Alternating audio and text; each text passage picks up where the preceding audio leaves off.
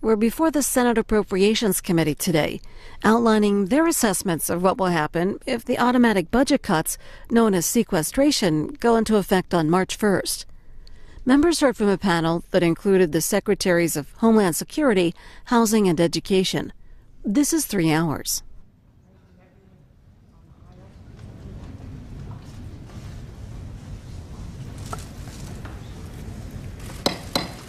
Good morning, everybody.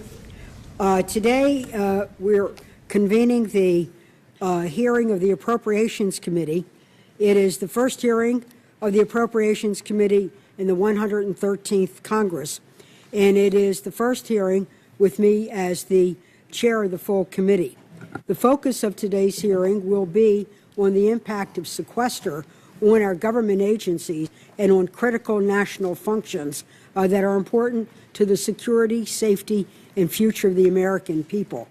Today, as I take and assume this gavel, I'm mindful of the history that's gone before me, and I want to acknowledge the previous leadership of outstanding chairs. It's a great honor for me to chair this full committee, but I think we all carry a special place in our hearts, in our presence here today, of Senator Dan Inouye, who is a great American and a great chair. This committee has an incredible history of excellent chairmanship on both sides of the aisle, and we also need to acknowledge the incredible role that Senator Stevens and Senator Byrd have played. I want to acknowledge the wonderful cooperation I received from Senator Thad Cochran. On December 20th, I became the chair of this committee. Senator Cochran was the vice chair, and he helped me in those early days to expeditiously move the Hurricane Sandy appropriations. I will be forever grateful for his steady hand, his wise counsel, and the direct assistance that he provided me. Now I want to acknowledge that my ranking member, and in this committee, is called the vice chairman, Senator Richard Shelby. It is well known to many of the members of the Appropriations Committee and the Senate that Senator Shelby and I have a long-standing personal and professional relationship. We came to the House of Representatives together, we served on the same committee, and we've served together. I look forward to working with him as my vice chair and continuing the tradition of bipartisanship that has been characteristic of this committee. My relationship with Senator Shelby is based on mutual trust, mutual respect, and a desire to move things forward in a regular order. We know that we will disagree on matters of policy, but we feel that if we could agree on matters of process and get beyond government of ultimatum, government by crisis, government from lurching from one dramatic event after the other and return to a regular order, that the country will be better governed and the American people will be better served. This Appropriations Committee, I remind everybody, is one of only 2 congressional committees mandated in the Constitution of the United States. The Revenue Committee to gather revenue to operate the government of the United States. The other is to make wise and prudent expenditures in the interest of the United States. We're constitutionally mandated. All other committees, except Finance and Appropriations, were created by Congress to govern itself. We were created to help govern the nation. And this is what brings us to our hearing today. We're going to focus on the impact of sequester. I think it's a bad idea. I think it's bad policy. I think it's bad economic policy. I think it's bad governance policy, and I really don't like it. It is my goal, working with the leadership, to be able to find a way to vitiate sequester and hope that the higher powers find a way to vitiate it for the 9 years that it is mandated. What we hope to accomplish today is to take a look at the impact on sequester on the American people. I want to thank all of the panelists for coming. Mr. Werfel, we want to thank you to get the overview from OMB. Deputy Secretary Carter, we thank you because you're going to speak about defense, and we've heard a lot about defense. And it's been well heard and well spoken. But there's a lot else for the security of the United States. So we'll look forward to hearing from you, Secretary Napolitano, on the impact of Homeland Security. In the United States military, the military are those who wear the uniform will be protected in sequester, and they should. But there are others who wear a uniform to protect the United States of America, and what is the impact on them? Then we have to look on the future of our country, the day-to-day needs, the ability to build the middle class from the middle on out. And this is where, Secretary Donovan, we want to talk to you about the housing, economy. What is it that we need to do? And Secretary Donovan, you hold the future of America in your hands. Yes, we want to out-innovate, but first we have to out-educate. So we want to hear about the impact of sequester on educational reform. Whether we look at national security or our domestic agencies, I believe we are at a rendezvous with destiny. We must solve this problem. But I don't think the American people quite understand the impacts where sequester mandates an $85 billion cut, equally to be shared by defense and then by the domestics. And though you're National Security Secretary Napolitano, you're in with the domestics, which is what Homeland Security is. I fear furloughs, layoffs, services not delivered to the American people. I also have to cope, along with my members here, the issues related to the fiscal cliff, where we already have to take $4 billion. A cut also in the issues of because of implementing Homeland Security. So we want to look at the impact on these agencies. For me, it'll be about jobs, community safety. Are we going to have air traffic controllers? Are we going to have security guards furloughed? What about the FBI and DEA? What about the people who staff our federal prisons? And in the area of health and education, I understand 4 million Meals on Wheels won't be delivered.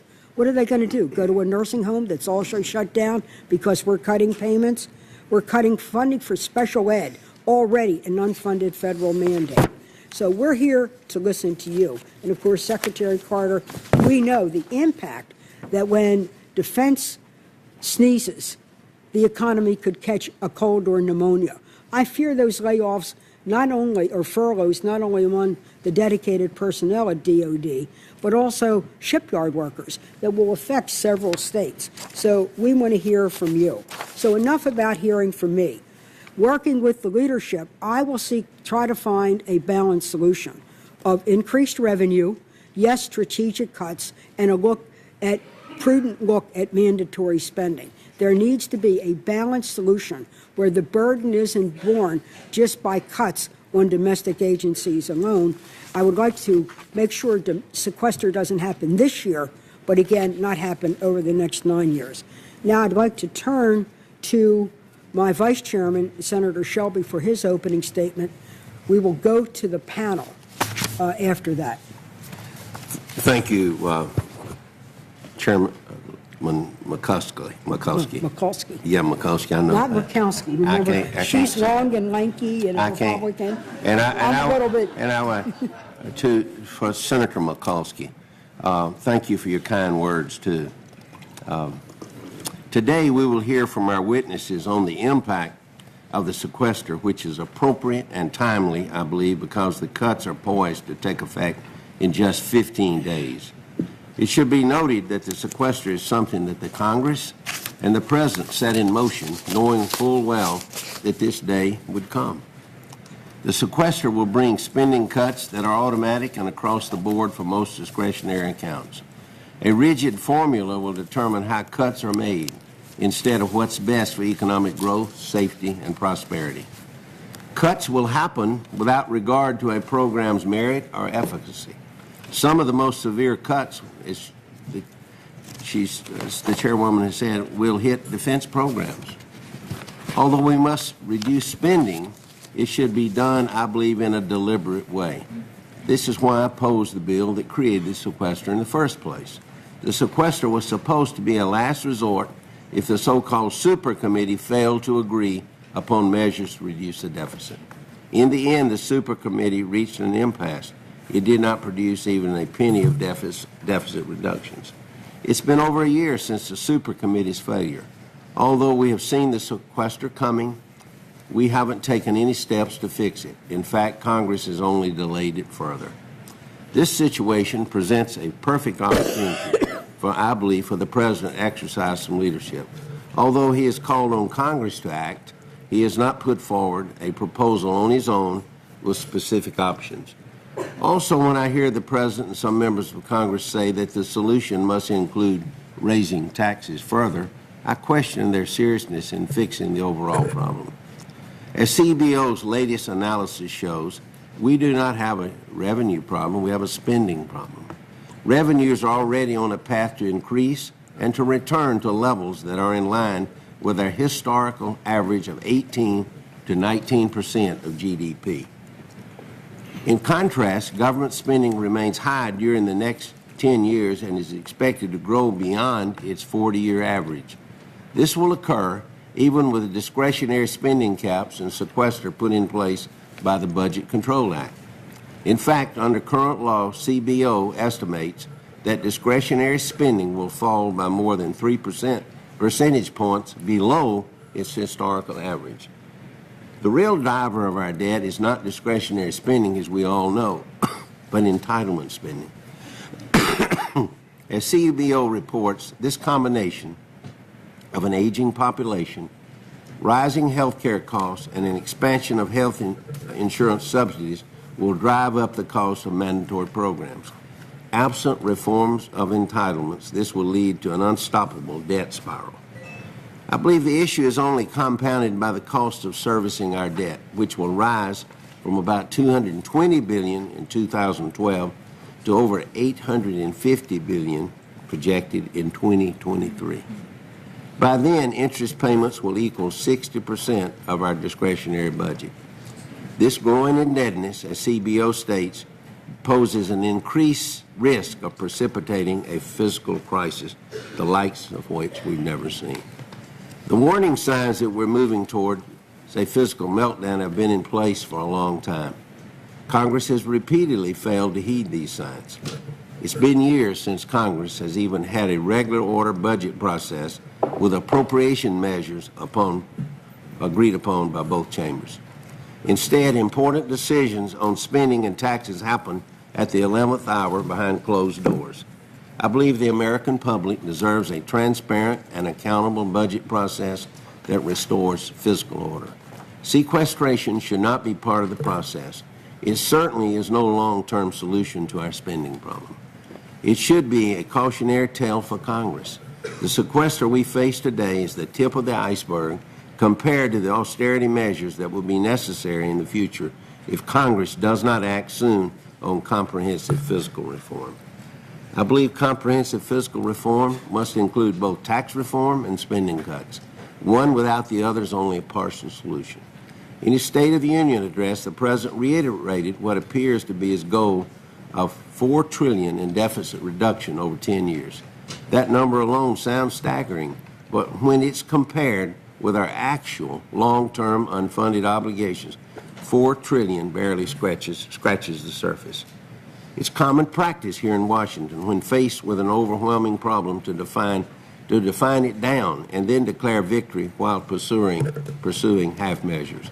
That's why I'm concerned that the debate surrounding the sequester will become a diversion from the real problem facing us. The time for partial and temporary solutions is long past. We need, I believe, is a collective acknowledgement of the problem and a comprehensive joint effort to reach a long-term solution. Anything short of that will inevitably place the American economy on an irreversible downward glide path. Today, we will hear about the dire consequences of the impending cuts. I do not doubt that they will be painful to bear for many agencies and people across the federal government. If there is a way to mitigate the pain while we continue to enforce some fiscal discipline, I'm open to discussing it. But I believe it's very important to reemphasize that the sequester and whatever temporary solution we may devise is just a precursor to the main event. Thank you. Thank you very much, Senator Shelby. Now we're going to go to our panel, and I'm going to explain how this is going to work. Ordinarily, we would have a series of panels. We would lead it off with OMB, then we would go to the domestics, and we would wrap up with national security.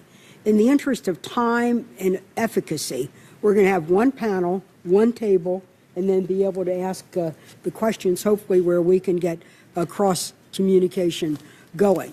Mr. Werfel, we're going to start with you, then Secretary Duncan, Donovan, Napolitano, and Dr. Carter will wrap up with you. Then we're going to go to questions, alternating on both sides of the aisle, led off by Senator Shelby and myself, and then with senators on the order of their arrival. So, Mr. Werfel, representing OMB, we know that Mr. Zentz had obligations with presidential responsibility, so please, why don't you go ahead and give us the view from OMB. And then I'm not going to introduce everybody, just we're going to keep it going. Thank you. Madam Chairwoman, Vice Chairman Shelby, members of the committee, good morning. I'm here today to discuss the automatic spending reductions known as sequestration, currently scheduled to occur on March 1st, as well as the impacts of these reductions and the actions the administration is taking to prepare to implement sequestration should it be necessary. I want to start today by reiterating a point that the administration has made on numerous occasions. Sequestration is bad policy, and the administration believes that Congress should pass balanced, bipartisan deficit reduction to avoid it. If allowed to occur, sequestration would have significant and destructive consequences for domestic investments, national security, and core government services. The cuts required by sequestration harm middle-class families, seniors, and the most vulnerable. The President believes that these indiscriminate, across-the-board cuts are not a responsible way to address our collective goals of balanced deficit reduction. Working together with Congress, we have already made significant progress in this regard, enacting more than $2.5 trillion in deficit reduction over the past 2 years. The vast majority of this progress has come in the form of spending cuts, with roughly $3 in spending cuts for every $1 in additional revenue. The President believes that we need to have a balanced approach to further deficit reduction that includes spending cuts, but also includes common sense tax reform that can raise additional revenue. As part of the American Taxpayer Relief Act of 2012, the date on which the President would have to issue a sequestration order was delayed by 2 months, from January 2, 2013 to March 1, 2013. This delay was paid for in a balanced manner, with $24 billion in deficit reduction split evenly between additional revenue and spending cuts. This approach set an important precedent of avoiding sequestration through balanced deficit reduction that combines additional revenue and spending cuts. Should Congress fail to act in the next 2 weeks, a sequestration of approximately $85 billion will be ordered for the remainder of fiscal year 2013, split evenly between defense and non-defense programs.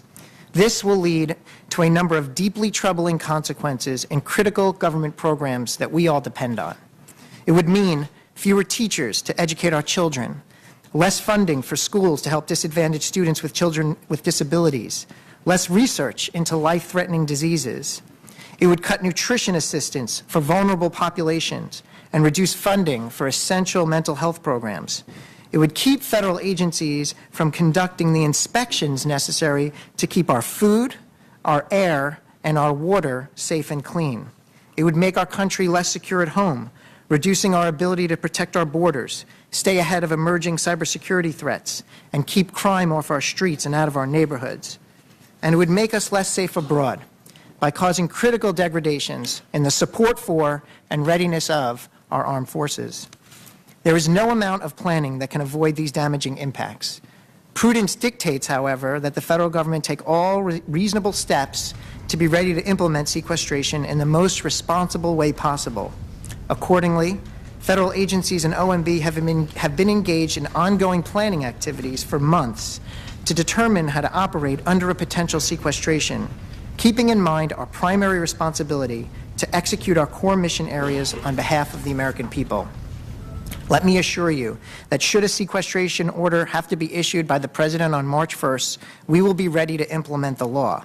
But let me also reiterate, no amount of planning or preparation on our part, no matter how thorough or careful, can mitigate the significant and highly destructive impacts that sequestration would have. Sequestration is not a responsible long-term solution for deficit reduction. The long-term solution is a balanced approach of spending reductions and revenues that builds upon the significant deficit reduction we have already worked together to achieve, strengthens the middle class, protects investments critical to our nation's continued growth and prosperity, and avoids sequestration. Thank you. I look forward to answering your questions. Congratulations. Members of the committee, thanks for this opportunity. And I just wanted to say quickly, Senator Kirk, great to see you again. Great to be working with you. With your support, we've been able to help states, districts, and communities make changes that are bringing major benefits for all students, particularly the most vulnerable. The issue of sequestration is vital, and I appreciate this opportunity to testify about this topic once again. And I hope that committee members will keep those most vulnerable students in the forefront of their minds, because they are the ones who will be hurt most if Congress chooses to let sequestration happen. I want to be clear that I believe we absolutely have opportunities at all levels of government to make spending on education more productive and more efficient. But boosting educational productivity requires smart, targeted changes to programs, not indiscriminate across-the-board budget cuts. Sequestration would force us to cut crucial services, doing real damage to the life chances of millions of students. There is only unnecessary pain. There is no palatable Plan B. Here's who would get hurt with a sequester. The biggest cuts would take effect next school year, the 2013-14 school year, but their impact would start sooner. When I ran the Chicago Public Schools, we made hiring decisions in the spring, like pretty much every other district. Under sequestration, districts will have to plan to make do with less, meaning fewer teachers and staff, larger class sizes, fewer courses, less tutoring, and higher unemployment.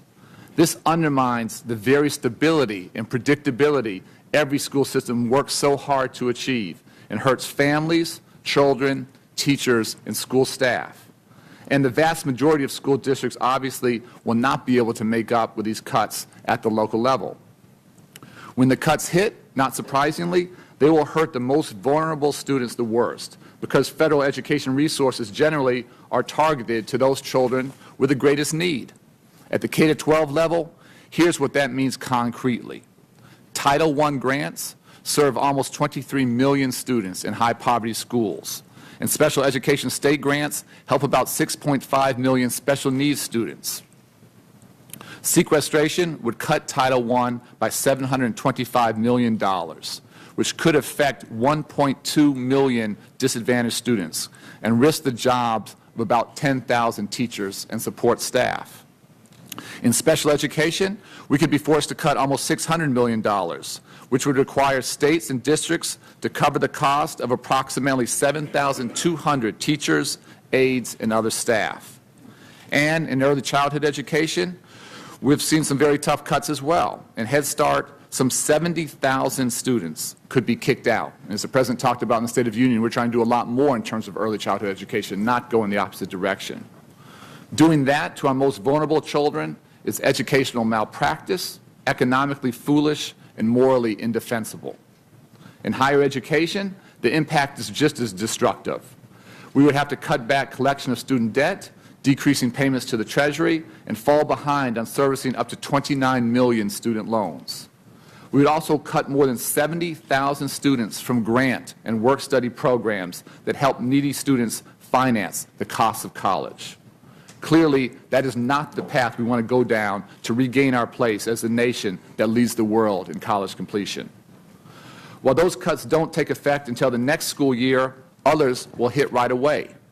And these cuts affect schools and programs that draw much of their direct funding from us, the federal government. Who would be hurt right away? Disproportionately, families of our military service members, individuals with disabilities, and people living on Native American lands.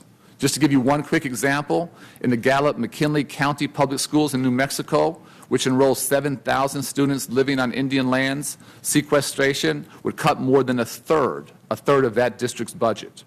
These are young people we desperately need to invest more in, not less. And we have already warned our own employees at the Department of Education of possible furloughs, which across-the-board cuts would force us to make. We've already made significant cuts in our department's budget, and we believe in continuing to look for efficiencies. But let me say this, education isn't just another line in the budget, just another government expense. Education is fundamentally an investment. It's an investment in the future of our children, our communities, our competitiveness, and our country. High-quality education from cradle all the way through to career is the only way to build a strong and vibrant middle class and to foster upward economic and social mobility. At a time when most young Americans don't today meet the minimum qualifications to enlist in the military, it's also an investment in our national security. Budgets, as all of you know, are not just numbers. Whether we as a nation choose to invest in children and in education is a crystal clear statement about our values. Children listen to what we say, but it's our actions and not our words that tells them whether or not we truly care.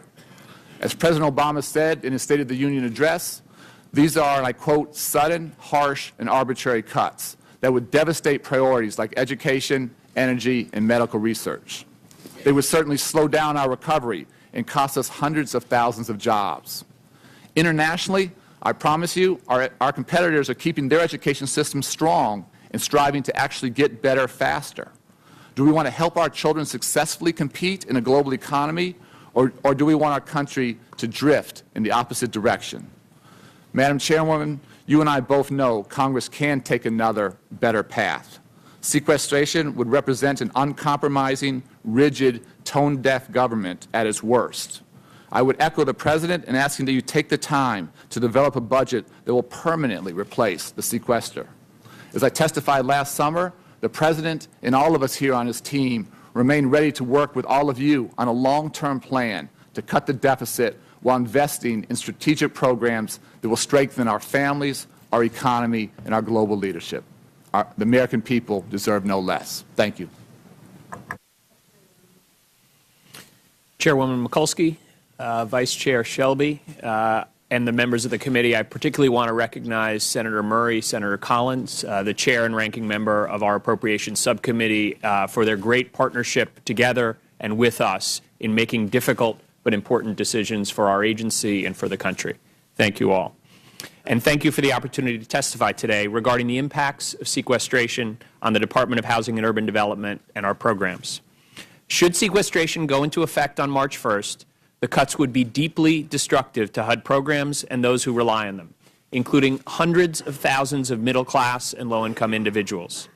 It would also cause significant damage to our nation's housing market at a time when it's helping to lead our economic recovery. More specifically, sequestration would mean about 125,000 individuals and families, more than half of whom are elderly or disabled, losing assistance provided through the Housing Choice Voucher Program and becoming at risk of homelessness. Sequestration would also result in more than 100,000 homeless and formerly homeless people, the majority of whom are families, disabled adults, or veterans, being removed from their current housing or emergency shelter programs, putting them at substantial risk of returning to the streets. Cuts to the housing opportunities for persons with AIDS or HOPWA program would result in 7,300 fewer low-income households receiving supportive housing assistance and threaten to add even further to the population of homeless Americans. Cuts to our Office of Healthy Homes and Lead Hazard Control and related programs would result in more than 3,000 of the most vulnerable children not being protected from lead poisoning or other hazards in their homes.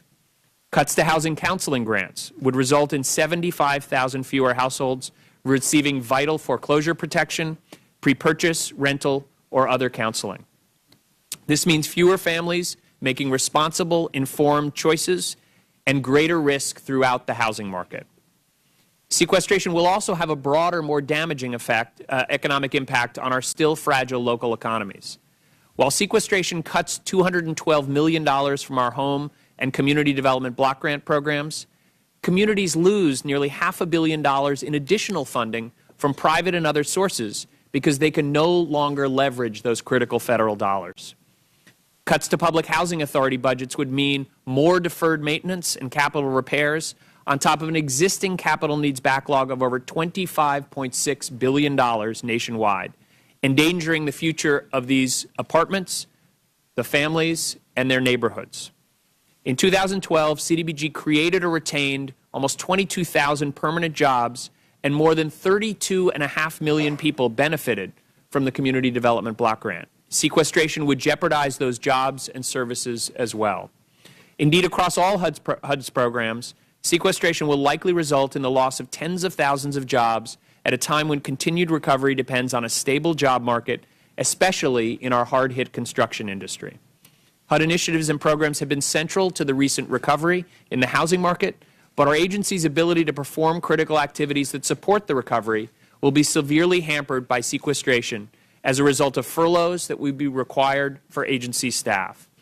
Sequestration would jeopardize FHA's ability to process loans at a time when FHA represents a substantial portion of all loan originations for the single-family market, including almost half of all first-time homebuyers across the country, as well as 25% of all new multifamily construction. That risks destabilizing the market and slowing our economic recovery. Finally, sequestration seriously threatens our Hurricane Sandy recovery efforts. A 5% cut amounts to $3 billion from the Sandy supplemental just passed by Congress, taking away crucial funding for repair and recovery from housing, transportation, and other areas. Just as an example, the funding that would be cut from CDBG would help make necessary repairs to more than 10,000 homes and small businesses in the region. Whether it's the man-made disaster of the recession or the natural disaster of Hurricane Sandy, HUD has been central to recovery efforts, and we cannot afford to threaten them. As the President said on Tuesday, we know that broad-based economic growth requires a balanced approach to deficit reduction with everybody doing their fair share, not an approach that clearly harms the middle class and the poor and comes at the expense of our nation's economy. Sequestration is a blunt and indiscriminate instrument that was intended to ensure more measured and deliberate cuts would be made. It is my hope and all of our hope in the administration that Congress can find a bipartisan solution to our budget and deficit concerns without risking our economic recovery and imposing the kind of serious damage that the sequester makes inevitable. Again, Madam Chairwoman, thank you for inviting me to testify. I'm eager to work with you and your committee in any way I can to help avoid sequestration. Thank you. Thank you, Chairwoman Mikulski, Vice Chair Shelby, members of the committee. I appreciate the opportunity to discuss the impacts of sequestration on the Department of Homeland Security. DHS has a broad mission that touches almost every aspect of our economy. We secure our aviation sector, screening 2 million domestic air travelers each day. We protect our borders and ports of entry while facilitating trade and travel. Last year, our CBP officers processed more than 350 million people and facilitated nearly $2.3 trillion in trade. We enforce the immigration laws. We partner with the private sector to protect critical infrastructure, and we work with states and communities to prepare for and respond to disasters of all kinds, like Hurricane Sandy, while supporting recovery and rebuilding. Put simply, the automatic budget reduction mandated by sequestration would be destructive to our nation's security and to our economy. It would negatively affect the mission readiness and capabilities of the men and women on the front lines. It would undermine the significant progress DHS has made over the past 10 years to build the nation's preparedness and resiliency. Perhaps most critically, it would have serious immediate consequences to the flow of trade and travel at our nation's ports of entry, including many ports represented by members of this committee.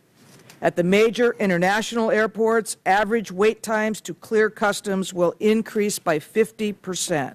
And in our busiest airports like Newark and JFK, LAX, and Chicago O'Hare, peak wait times, which can already reach over 2 hours, could grow to 4 hours or more.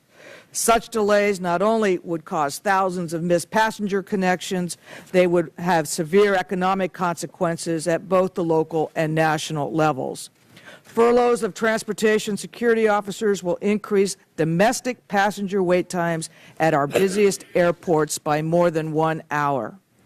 On the southwest border, our biggest land ports could face waits of 5 hours or more, functionally closing these ports during core hours. At our seaports, delays in container examinations would increase up to 5 days, resulting in increased costs to the trade community and reduced availability of consumer goods and raw materials.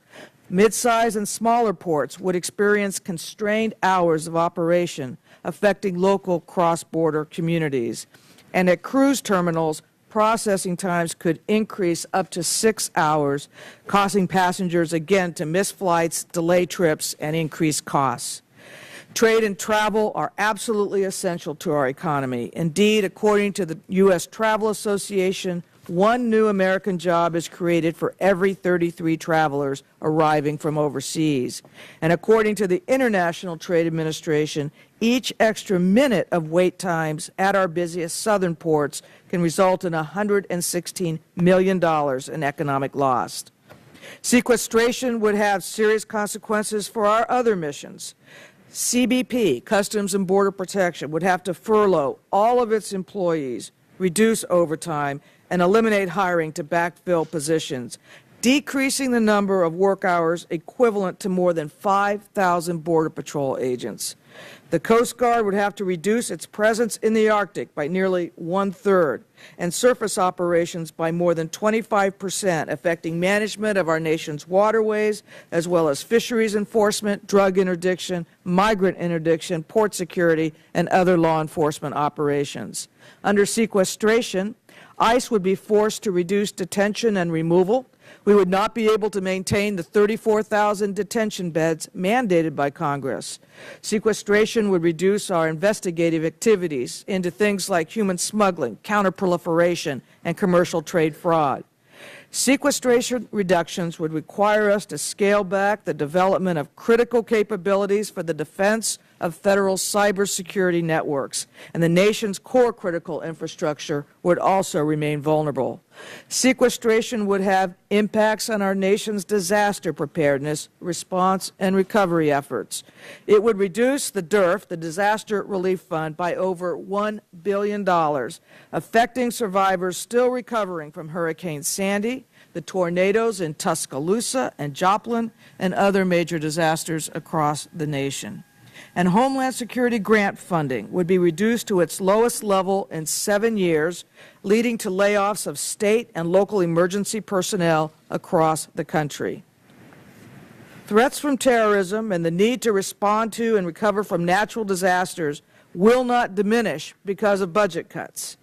Even in this current fiscal climate, we do not have the luxury of making significant reductions to our capabilities without placing the nation at risk. DHS will continue to preserve our frontline priorities as best we can, but no amount of planning can mitigate the negative effects of sequestration on the security of the country. As we approach the 1st of March, I urge the Congress to act to prevent sequestration and ensure the safety, security, and resiliency of the nation. Excellent. Dr. Carter? Thank you, Chair. Is that on? Yes. Thank you, Chairwoman. Thank you very much. Ranking Member and Vice Chairman Shelby, I thank you both and this entire committee very much from the bottom of my heart for having this hearing, and I'll tell you why. We have been very concerned now, Secretary Panetta and I and the entire department leadership, about what we've called the devastating effects of sequester on our nation's defense and everything we do. We've been talking about this for 16 months now, and now the wolf's at the door.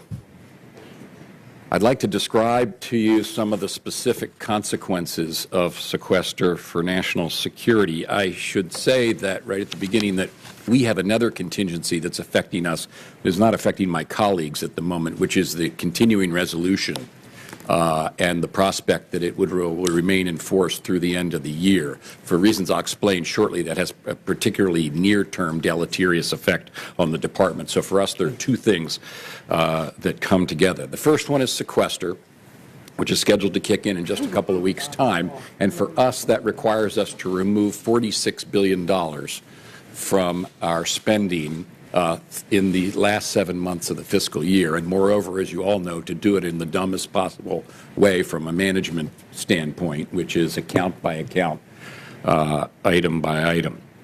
The continuing resolution is poses a different kind of problem for us. We have enough money in the continuing resolution. The problem is that it's in the wrong accounts, and in particular, that the operations and maintenance part is very much short, and that creates problems that I'll describe shortly in the remaining months of the fiscal year. So these two things come together to create what we have been calling, and what the Joint Chiefs of Staff have called, a crisis in readiness in the near term.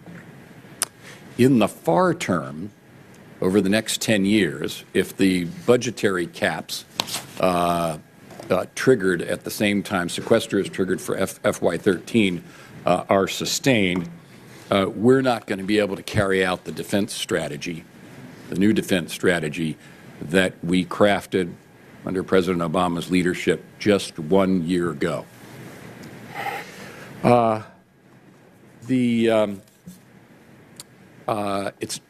It's not that we don't understand that the Department of Defense needs to make a contribution to the nation's fiscal situation and its resolution. That's why we have accommodated $487 billion in cuts over the next 10 years. We're just beginning to make that enormous transition. That was on top of several $100 billion worth of cuts that Secretary Gates began, eliminating unneeded and underperforming programs. And all of this is on top of the historic reduction associated with the winding down of the wars in Iraq and Afghanistan. I also understand that the taxpayer deserves very careful use of each and every defense dollar that we do get from you. And that's why we have striven and will continue to strive to get better buying power for the defense dollar and reform the acquisition system.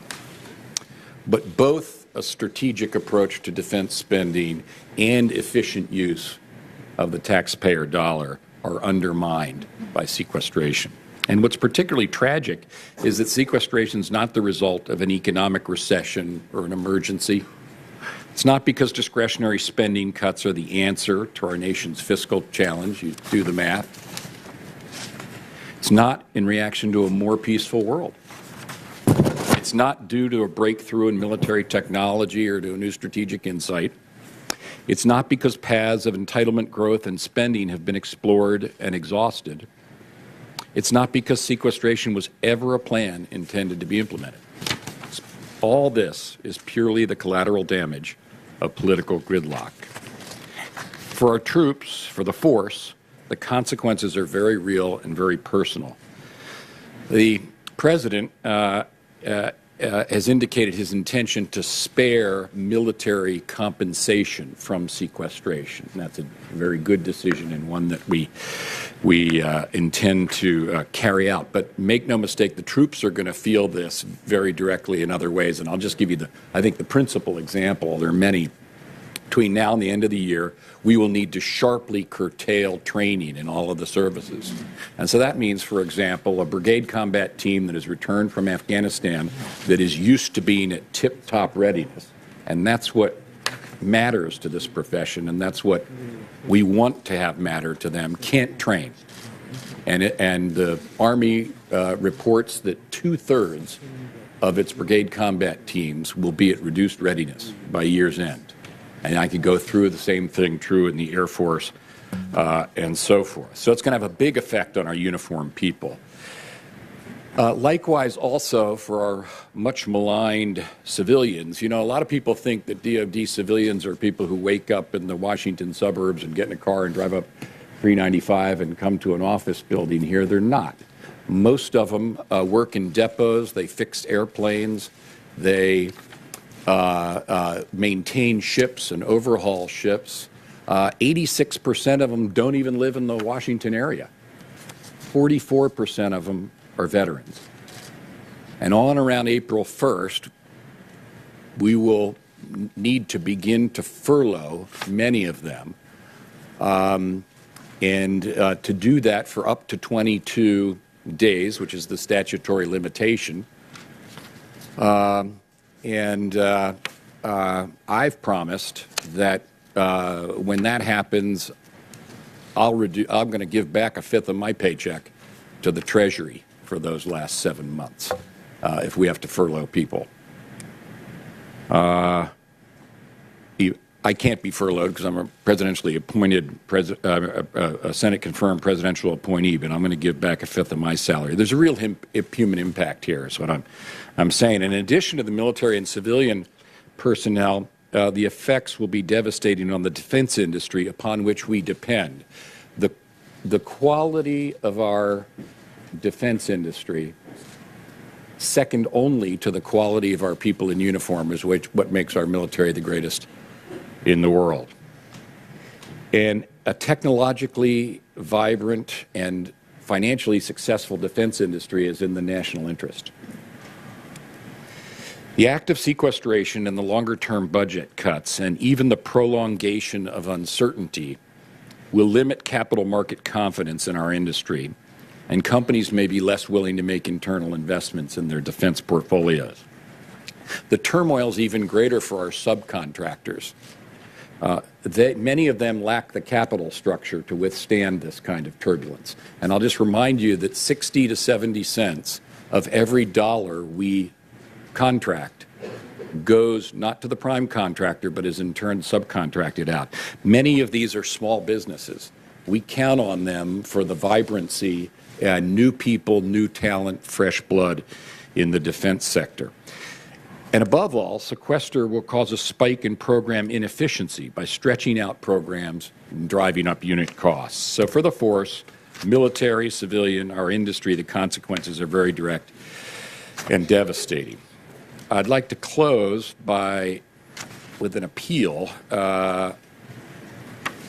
which is to de-trigger sequestration and also, very importantly to us, to pass appropriations bills not only for defense, but for all our federal agencies for that matter. And in that connection, I'd just like to add, that in the long run, national security rests on a strong economy. It rests on a strong industrial and engineering base. It rests on having science, technology, engineering, and math talent here in America.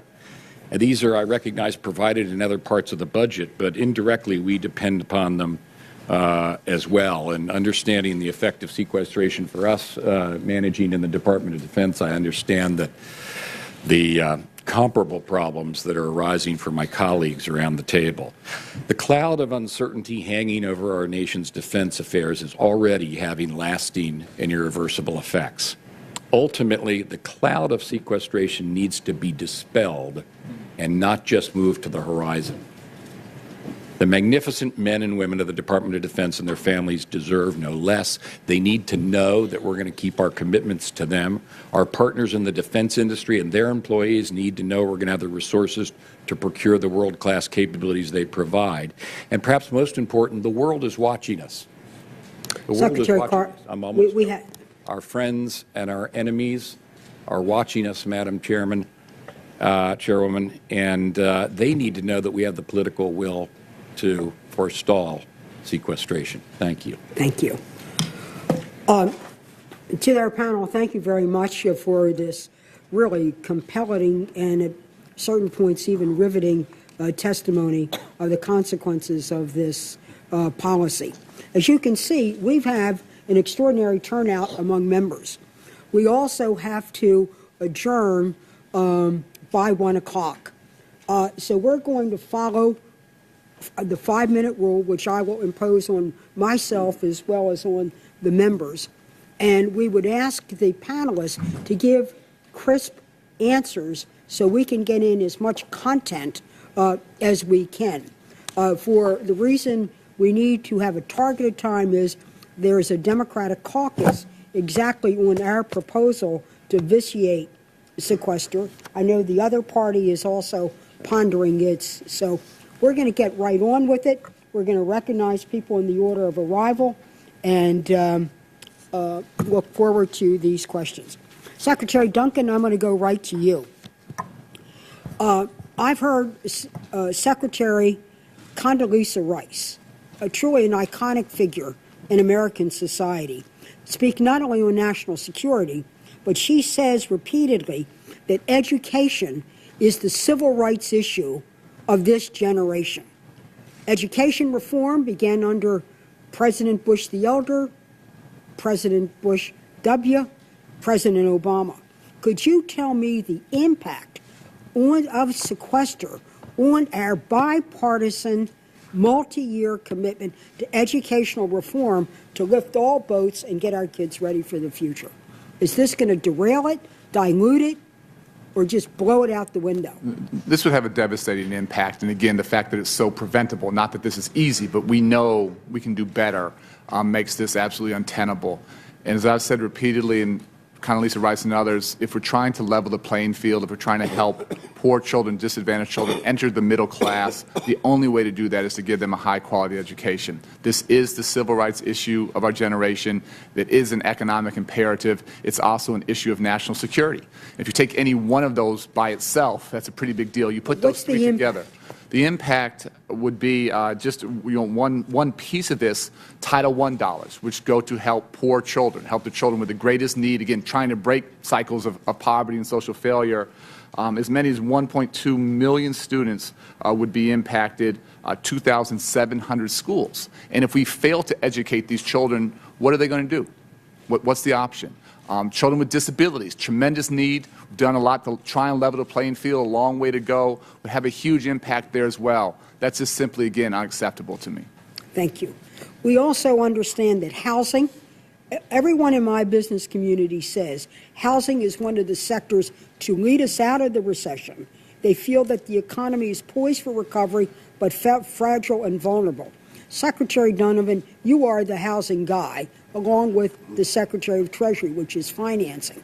Tell me what you think the impact of Sequester will be essentially on housing, new starts, rehab, modernization, jobs, the supply chain, from the lumber yard, all the way up to big construction projects. Senator, you've really put your finger on it. The President said in the State of the Union address, housing has become one of the leading factors that is driving our recovery. And because of the critical role that the Congress created for FHA, we are absolutely central to that recovery at this point. Almost half of all first-time homebuyers in this country today use an FHA loan to buy their first home. And let me just take one small example. One of the most important factors in our early recovery, particularly in the construction industry, has been multifamily construction. It has jumped dramatically. We drive about 25% of all that new multifamily construction, and even just to take a very small number of employees out of our, by furlough or a lack of hiring, a hiring freeze, we believe just this year that there would be about $3 billion in financing for a particular kind of multifamily construction that would not happen, with all the ripple effects of jobs. And that's just one small example. When you multiply that to look at, as I said, almost half of first-time homebuyers, but isn't the ripple effect in like the lumber yard, the brick yard? It goes from the bricklayer or the plumber or the carpenter on the front line. It goes to the window manufacturer. It goes to all of the ripple effects through our system that would be halted by that. Secretary Carter, you outlined very compellingly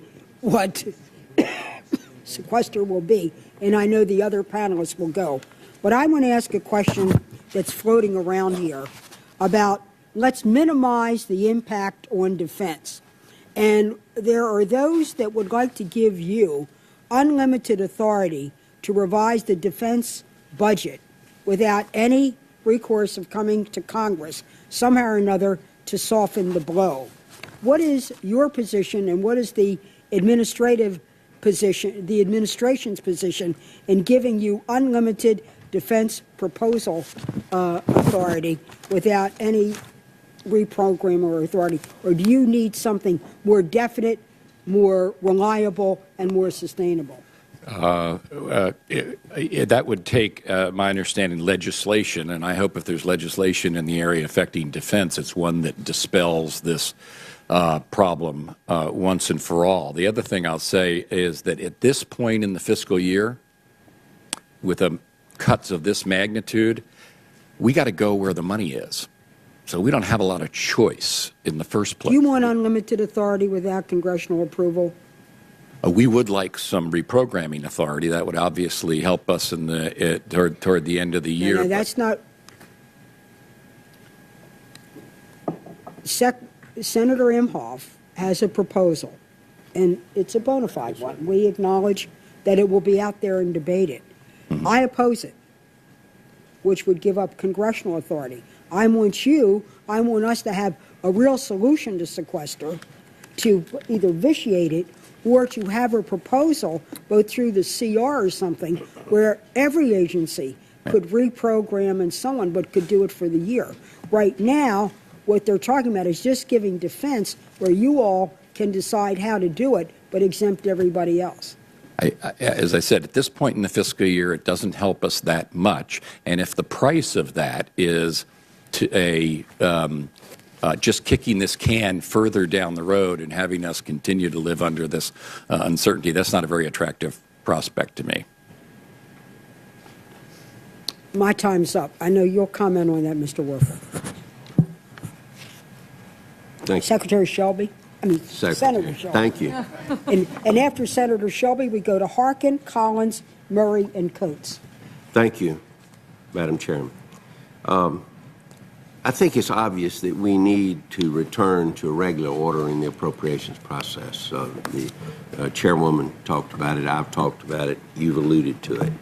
Do all of you agree that in order to provide certainty, which we need for agency budgets, is one of the issues here, do all of you support a return to the regular order for the budget and appropriation measures? That's what I thought. Now, supporting it and doing it is two different things.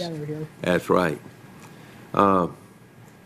In the interest of reestablishing regular order, and in the likely event that sequester moves forward, would all of you consider transmitting budget amendments for fiscal year 2013 that would give you the flexibility to realign agency funding under new constraints? Assuming sequester, I think it's a good assumption, goes into effect. Thank you, Senator, for that question. I'll get the responses started. The administration would oppose a solution that kept the sequester in place and tried to reconstruct it in such a way that would try to dull some of the pain. We simply cannot cut $85 billion out of our budget over the next 7 months without creating significant problems and consequences across both defense and non-defense. And I think a critical point here is when the sequester was put in place and it was passed by bipartisan majorities in both the House and the Senate, there was not only agreement that it should drive a compromise and a solution to balanced deficit reduction. I think everyone agreed that it was going to be enormously harmful. And one of the ways it was going to be enormously harmful, it was going to carry on the backs of certain populations this burden of deficit reduction, the middle class, the vulnerable. And so the notion that we can live within an $85 billion cut by moving money around does not change the fact that we'd still be in a world where who is bearing the burden of deficit reduction? It would be the middle class, the vulnerable, and all of the critical priorities that these secretaries talked about. It will not be possible to save all of them. We will see very, very harmful consequences with that. If I could just add quickly, I think that's a great summary, but these are, the idea of flexibility, sounds nice and, as a manager, but the choices here are just devastating. So the choice would be, do we save Title I and take more money away from children with disabilities? Do we cut more from homeless children to do more for ELL? Do we cut Impact A to do more for STEM? None of these are good choices. We have to invest. And so the idea that somehow we can kick the can down the road and just provide a little more flexibility leaves us in a situation which just, again, many hundreds of thousands of young people will be hurt. One other point I would add to that, to echo something Secretary Carter said, we are so late in the fiscal year. Recognize that we're halfway through the year. Just take one example of a HUD program where we help a homeless veteran get off the street. We don't do that directly. We provide funding to local partners who figure out what are the needs of that veteran, help them locate a place to live. And this late in the year, to say we are going to cut substantially from that program means that you don't have flexibility. You have to cut off existing funding for existing units in order to be able to achieve these cuts in such a short time. And no amount of flexibility would allow us with this kind of both deep cuts but also precipitous cuts to be able to do this in a way that would mitigate the great damage. At this point, flexibility, and I put that in quotes, really isn't flexible. There are only so many places we can get that kind of money. So, like my colleagues, it's Hobson's choice. But there is no way we would get through sequestration, even with just a top-line number, without serious cuts at airports, seaports, land ports, and all the consequences that occur from that. You've laid it out already, haven't you, Dr. Carter? One last question. My time's running away. The President, in his State of the Union address, I thought, laid out several new policies that would expand the role of the federal government. But he also said that nothing he proposed, and I'll quote him, should increase our deficit by a single dime.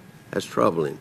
Would any of the President's new policies require an increase in discretionary spending? And if so, would Congress be required to raise the caps on discretionary spending? And if the caps weren't raised, would agencies face additional cost burdens to be borne within the current budget constraints? Mr. Werfel. Yes, thank you for the question. It's premature for me to talk specifically about the President's budget, which would capture a lot of the information that you're requesting. But let me say this. The President's budget will build on the $2.5 trillion in deficit reduction that has been achieved to date. It will build on the framework from last year's budget for $4 trillion in total deficit reduction over 10 years. And I will point to you something that has been made public. When we issued our guidance to agencies to prepare their budget so we could submit a budget to Congress, there was very clear direction that the discretionary caps that were put in place by the Budget Control Act that achieved $1 trillion of the $2.5 trillion that I just described are in place. And there are very tough choices that need to be made. And this is part of the President's overall framework, that he's willing to make tough choices on domestic priorities, and those are embedded into the discretionary caps in the Budget Control Act. But moving forward, that does not mean we can't still make critical investments in education, in infrastructure, in energy, while also balancing our budgets by doing smart things on tax reforms and making other responsible spending cuts. Thank you. Excellent. Senator Harkin, the subcommittee chair of Labor HHS. Thank you very much, Madam Chair. I think, first of all, I want to disagree with those who say we have a spending problem. Everybody keeps saying we have a spending problem. And when they talk about that, it's like there's an assumption that somehow we as a nation are broke. We can't afford these things any longer. We're too broke to invest in education and housing and things like that. Well, look at it this way. We're the richest nation in the history of the world. We are now the richest nation in the world. We have the highest per capita income of any major nation. That kind of begs the question, doesn't it? If we're so rich, why are we so broke? Is it a spending problem? No. It's because we have a misallocation of capital, a misallocation of wealth. All of this wealth that's been built up by hardworking Americans has been accumulated in fewer and fewer and fewer hands all the time. And then we have a tax code that is skewed toward the wealthy, a tax code riddled with loopholes, a tax code that encourages companies to offshore jobs, offshore their businesses, a tax code that allows a wealthy hedge fund manager to pay less rate of taxes than a nurse, for example. I think it's very interesting that all this talk we have about sequester talks about the programs that hit the hardest on the homeless and the helpless, the disabled, and yes, also on the middle class. Why aren't we talking about a sequester that when the curtain falls, it also falls on all these tax loopholes? That those end on the same day on which we're going to cut back the spending that allows us to educate our kids with disabilities, Secretary Duncan. No, we're not talking about that. We're not talking about that. So I take exception to those that say that we have a spending problem. We have a misallocation of capital, a misallocation in our tax code. In the 1990s, when we had full employment, when we had a balanced budget and a growing economy, our revenues equaled about 20% of our GDP. Now it's down to 16% of our GDP. So what does that equal? What it equals is more of a burden on families with kids with disabilities, Secretary Duncan. Secretary Duncan, people who are homeless, trying to find a place to live, a shelter for our veterans, and the middle class people that work on the jobs that protect our country, Secretary Napolitano and Dr. Carter. Falls on them too, on the middle class. So I've taken a lot of my time to talk, but we got to start thinking about this in different terms. We can't just focus all the time on cutting our obligations as a government to build a more fair and just society. I still believe, as Hubert Humphrey once so eloquently said, that the moral test of government is how it treats those in the dawn of life, our children, how it treats those in the twilight of life, our elderly, and how it treats those in the shadows of life, our homeless, our needy, our disabled. That is a test of government. And I, quite frankly, don't think we're meeting that test right now. We're backing off of that. So count me as one of those who, yes, back to a regular order. We got to do all these things, but we can't lose sight of the fact that this federal government that we represent has to be involved in making this a more fair and just society. So I know that's sort of an overview, and I've taken all my time on that comment. But as we move ahead, and I hear voices saying, no, we have to exempt defense from the discretionary cuts. If defense is exempted, then the disabled ought to be exempted also. And the homeless ought to be exempted also. And the middle-class families that work for you, Secretary Napolitano, they ought to be exempted also. So I tell you, this is, we've got to get back to a better rational system of revenues and spending in this country and back to our obligations. So I've taken all my time. I didn't ask a question, but I just want to make it clear, Madam Chair, that I just feel very strongly that it's not just appropriations that's causing this problem. It's the lack of the revenue that we should be taking in to meet our obligations as a country. Thank you, Madam Chair. Thank you very much, Senator Harkin. Your longstanding reputation for passion and persistence in the area of social justice is well known and well appreciated. I'd like to now turn to Senator Collins, who is also the ranking member on the subcommittee on FUD and also comes to us as the former ranking member on Homeland Security. You bring a lot to the table and look forward to your questions. Thank you very much, Madam Chairman. It's very difficult to follow the eloquence of my colleague from Iowa. The fact is, however, I believe we do have a spending problem, and the $16.4 trillion debt is ample evidence of that, and I say that as one who supported increasing taxes on our highest earners. The fact is there's plenty of blame to go around for the crisis that we find ourselves in, but there can be no doubt that these indiscriminate cuts represent an utter failure to set priorities. And we simply cannot allow sequestration to go into effect. if we do so, we might as well just pack up and go home. Because if we're just going to have across-the-board cuts, what is the point of our being here? So I hope we can work together to come up with alternatives. Secretary Carter, I want to follow up on a point that you made because the ramifications of sequestration are extreme. But in my judgment, for the Department of Defense, a year-long continuing resolution also would inflict tremendous damage on the department. For example, Congress has authorized the Navy to procure 10 destroyers during the next 5 years as part of last year's Defense Authorization Act. The Navy already has the bids for these ships in hand. The Navy's ready to sign, but the Navy cannot sign these contracts without an appropriations bill. Now, here's the point.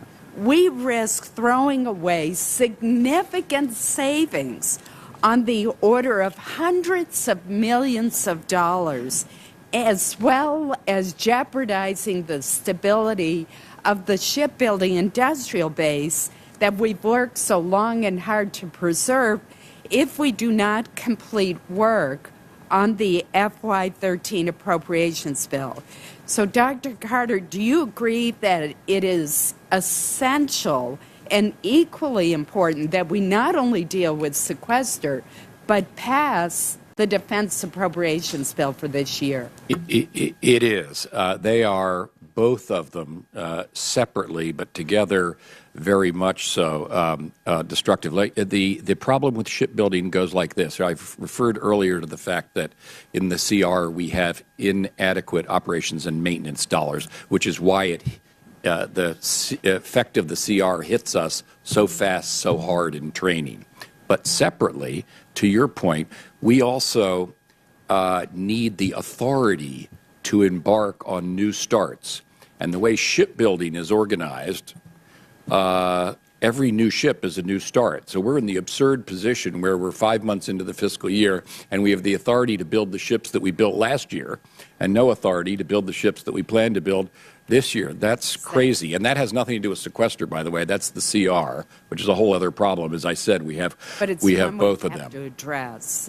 We can't just do sequestration, and I know I've had this same conversation with Secretary Napolitano as well.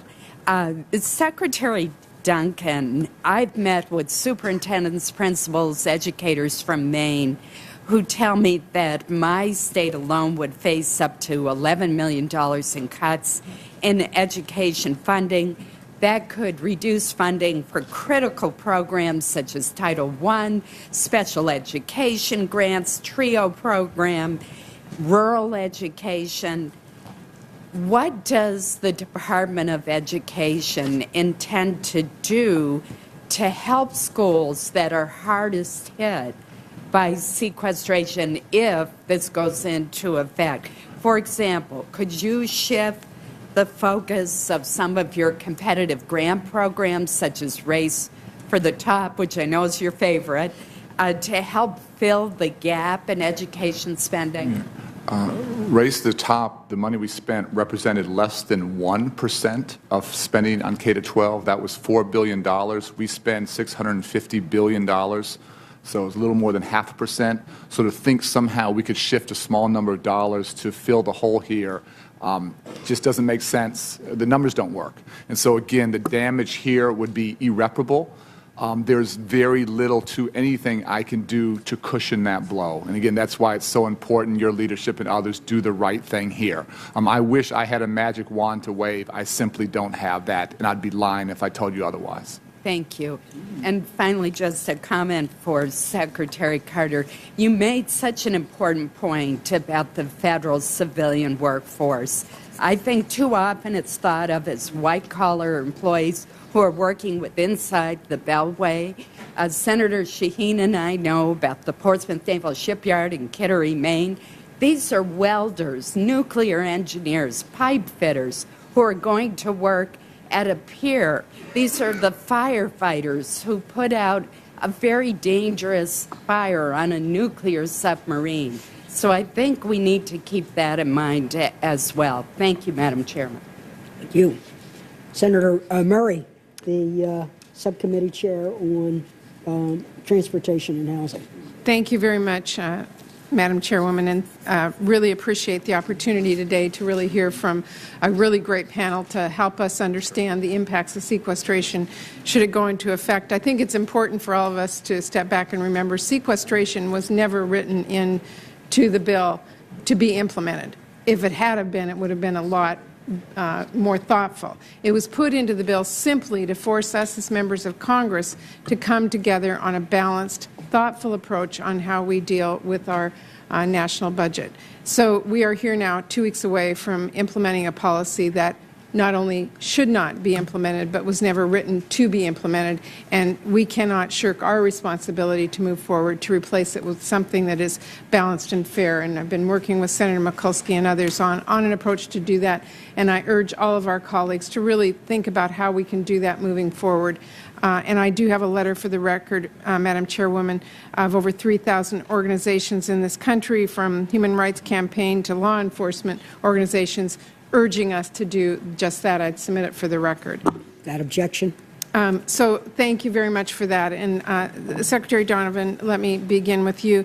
In your testimony, you pointed out the consequences of sequestration cuts to HUD programs, over 200,000 families being at risk of losing their housing. But those kinds of cuts really move past just the implications you talked about.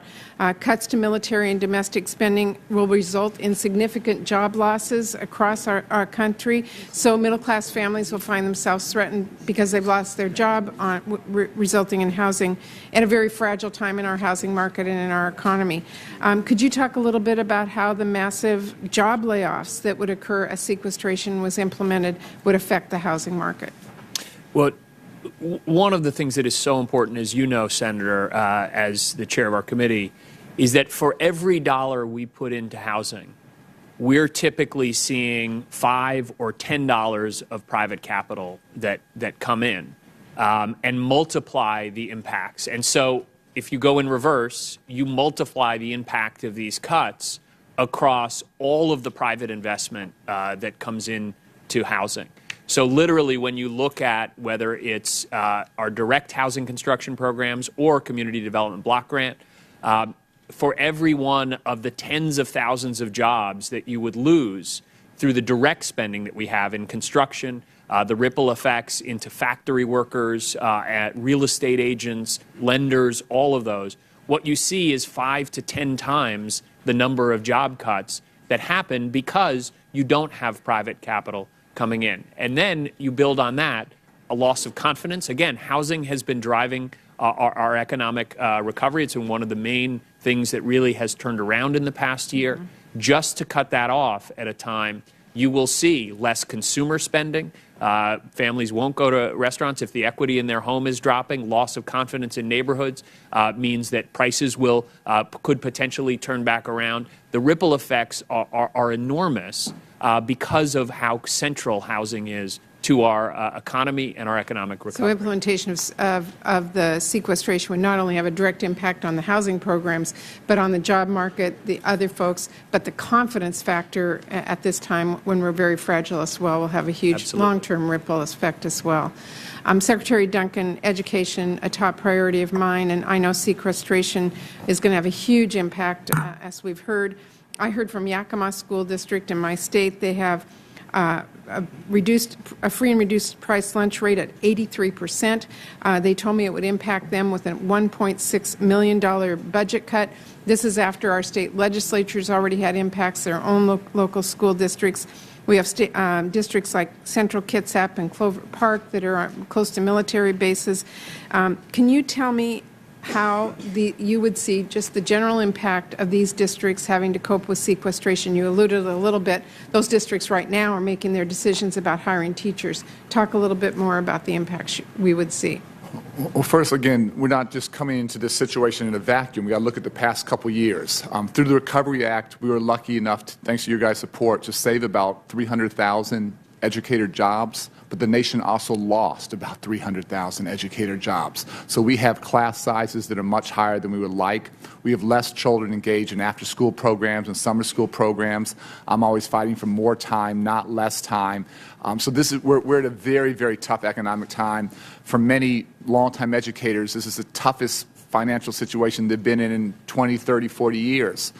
So now to compound that problem and to remove additional resources now would just exacerbate a really tough situation when we're trying to get better. Again, other countries aren't doing this. This is not what South Korea is doing. They're investing more, and that's where the competition is. So for us to not be thoughtful in this, it just doesn't make sense. And then finally, every good superintendent is trying to do their budget planning now for next year. And you're trying to hire staff, you're trying to hire the best staff, you're trying to figure out your after-school programming, your summer school programming now for June and July. And when you have a lack of stability, when you don't know what's going on, you have to plan for the worst. That's the prudent thing to do. So you don't schedule the summer stuff. You raise your class sizes.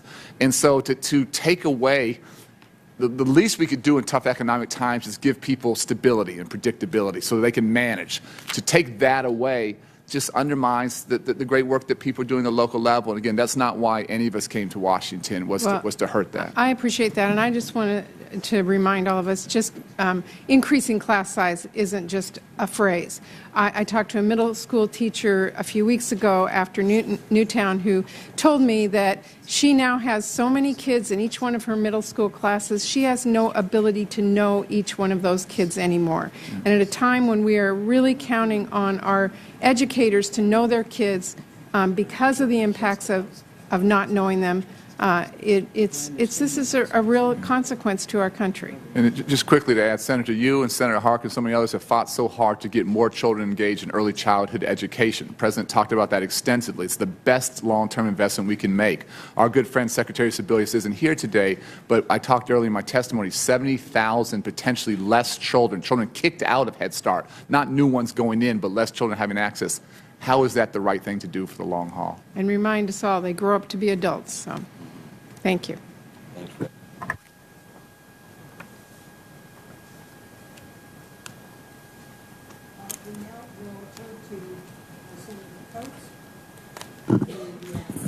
Ranking member now on the Homeland Security Subcommittee.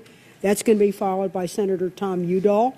You were next, to be followed by Senator Murkowski, to be followed by Senator Feinstein. That'll be the next four. And after that, we'll announce the next group. If your staff is curious where you all are, come over and talk to my staff. But we're moving, and this is a very content-rich hearing. Senator Coates, please. Madam Chairman, it's a pleasure to be moving along with you and the chair, and all of us adhering to the 5-minute rule, and I'm no exception to that. The point I want to try to make is you've all made a case for having to deal with shrinking resources. I didn't support sequester either. I agree it's not the best way to deal with it. These are issues we should be dealing and working together through the process, separating the essential from the like to do, but we can't afford it right now to do, from maybe we shouldn't be doing that at all, and wouldn't it be better if we could transfer those funds into something that's more essential? Every agency head and secretary and others that have been before our Appropriations Committee the last 2 years, I've asked the same question. We have to deal with the reality that our mandatory spending is running away with our budget. The discretionary portion of both defense and non-defense discretionary is ever shrinking, not necessarily because that's the way it should be or the way we should be allocating the nation's resources, but because the part of the pie that we have no control over in terms of growth is just simply continuing to eat up more and more of our annual budget. We can only tax so much before it so impacts on growth in the economy that that is not successful. We just went through a fiscal issue here with the fiscal cliff. I also supported that. But the point I want to try to make is, should we not all be dealing with the reality of what we're facing? Look, when the World War II ended, our soldiers came home, we were recovered from a depression, and everybody started having babies. The so-called baby boom has been like a pig going through a python. First, we needed nurseries, and then we needed diapers, and then enormous amounts, and then elementary schools, and then junior high schools, and this whole bulge that occurred in that post-war period here has moved through our economy, whether it's housing, and now it's retirement. 10,000 a day of those baby boomers are retiring. And we have mandatory programs in place that provide needed health care needs and health care finances and retirement security that none of us is trying to undo. But the reality is these are the facts that we're dealing with. And should we not all be here, Republicans and Democrats and agency heads and secretaries and others, working to try to find a way to address this ever-increasing mandatory spending so that we have funds available for defense and essential non-defense functions? Because if, the sequester is a one-year fix that we're trying to do now, shouldn't we be doing the long-term fix? And are you pleading with the White House? Are you pleading with us? Are we working together to try to address what we should have been addressing, if not years ago, decades ago? We've all seen this coming. This modern miracle of medicine has increased life expectancy, which used to be historically from beginning of civilization, not higher than 70. Now people are living to be 80 and 85 and 90 and 95 years old. We're blessed with this miracle of providing us opportunities to live longer. George Will, I think, said once you reach 70, you're living on house money when you look at the whole history of civilization in terms of how long people live. And secondly, with this, we've known this baby boom crunch is coming for the last 30, 35 years. And in all that time, we've done one thing to address mandatory spending, the 1984 Social Security fix, which bought us about 35 or 40 years of solvency for Social Security by raising the retirement age, by making some sensible reforms. And so we talk about this all the time, but here we are pleading with doomsday scenarios about what's going to happen when we all know that regardless of where you come down, are you for medical research, are you for education, are you for better housing, are we strengthening our national defense or making sure it stays strong, guarding the border, all the things that you're discussing here, you have to get money from an ever-shrinking piece of the pie. So I guess my question is, when are we all going to step up and press our respective colleagues, whether you're Republican or Democrat, liberal or conservative, to address this problem? And so it's not just a matter of we don't spend too much or we need to spend more or it's not a spending problem. It is a budget problem that we have to deal with on a long-term basis. So I just wanted to make that point, and I've used up all my time. Can I offer a very quick response? If it's all right with the chairman, you can. My time is expired. Very quick, as quick as I can. The president on multiple occasions has put forward a plan that would create $4 trillion in deficit reduction over 10 years. A $4 trillion deficit reduction is something that members of both parties, independent experts, have pointed to as an important benchmark to lay a critical foundation for longer-term deficit reduction into many years into the future. Part of that $4 trillion plan, key components of it involve sensible reforms to mandatory programs and entitlements. So there is, in the president's proposal, specific areas that start making those types of sensible reforms. Also, they embody the spending cuts that were in the Budget Control Act, and then there's tax reform as well. But I just wanted to make sure that I got down on the record that within the president's $4 trillion plan, there are sensible entitlement reforms. And I know there's been that in president's plans, whether Republican or Democrat. There have been in Democrat Congress plans and Republican leadership plans. We haven't done it. And I think time is up, and we need to do it. Senator Tom Udall. Thank you, Madam Chair. And I think the five of you have made a very compelling case of how devastating this sequester could be. And Madam Chair, let me just say to you what a great pleasure it is to participate in my first Senate Appropriations Committee hearing. I wish it was under more pleasant circumstances. Before I turn to our witnesses for some questions, I'd like to make 2 points. Sequestration threatens damaging cuts for New Mexico's national labs, military facilities, and border security. If implemented, those cuts will be very damaging, I believe, to our national security. Sequestration will also be very damaging to some of New Mexico's most vulnerable: children in need of a quality education, rural communities struggling with housing, and homeless veterans seeking emergency shelter. Mr. Werfel and Mr. Carter, my first question goes to you. New Mexico's national security laboratories, Los Alamos and Sandia, work to support our stockpile stewardship mission. I believe the sequesters across-the-board cuts, including the 9.4% cuts facing the National Security Administration weapons account, will hamper the important stockpile stewardship work across the country. Needless to say, there is absolutely zero tolerance for mistakes when dealing with nuclear weapons. Are you concerned that sequestration cuts pose unacceptable risk to the NNSA? And is DOD concerned about the impacts on its strategic missions as a result? Mr. Werfel, why don't you go first on that? I will start.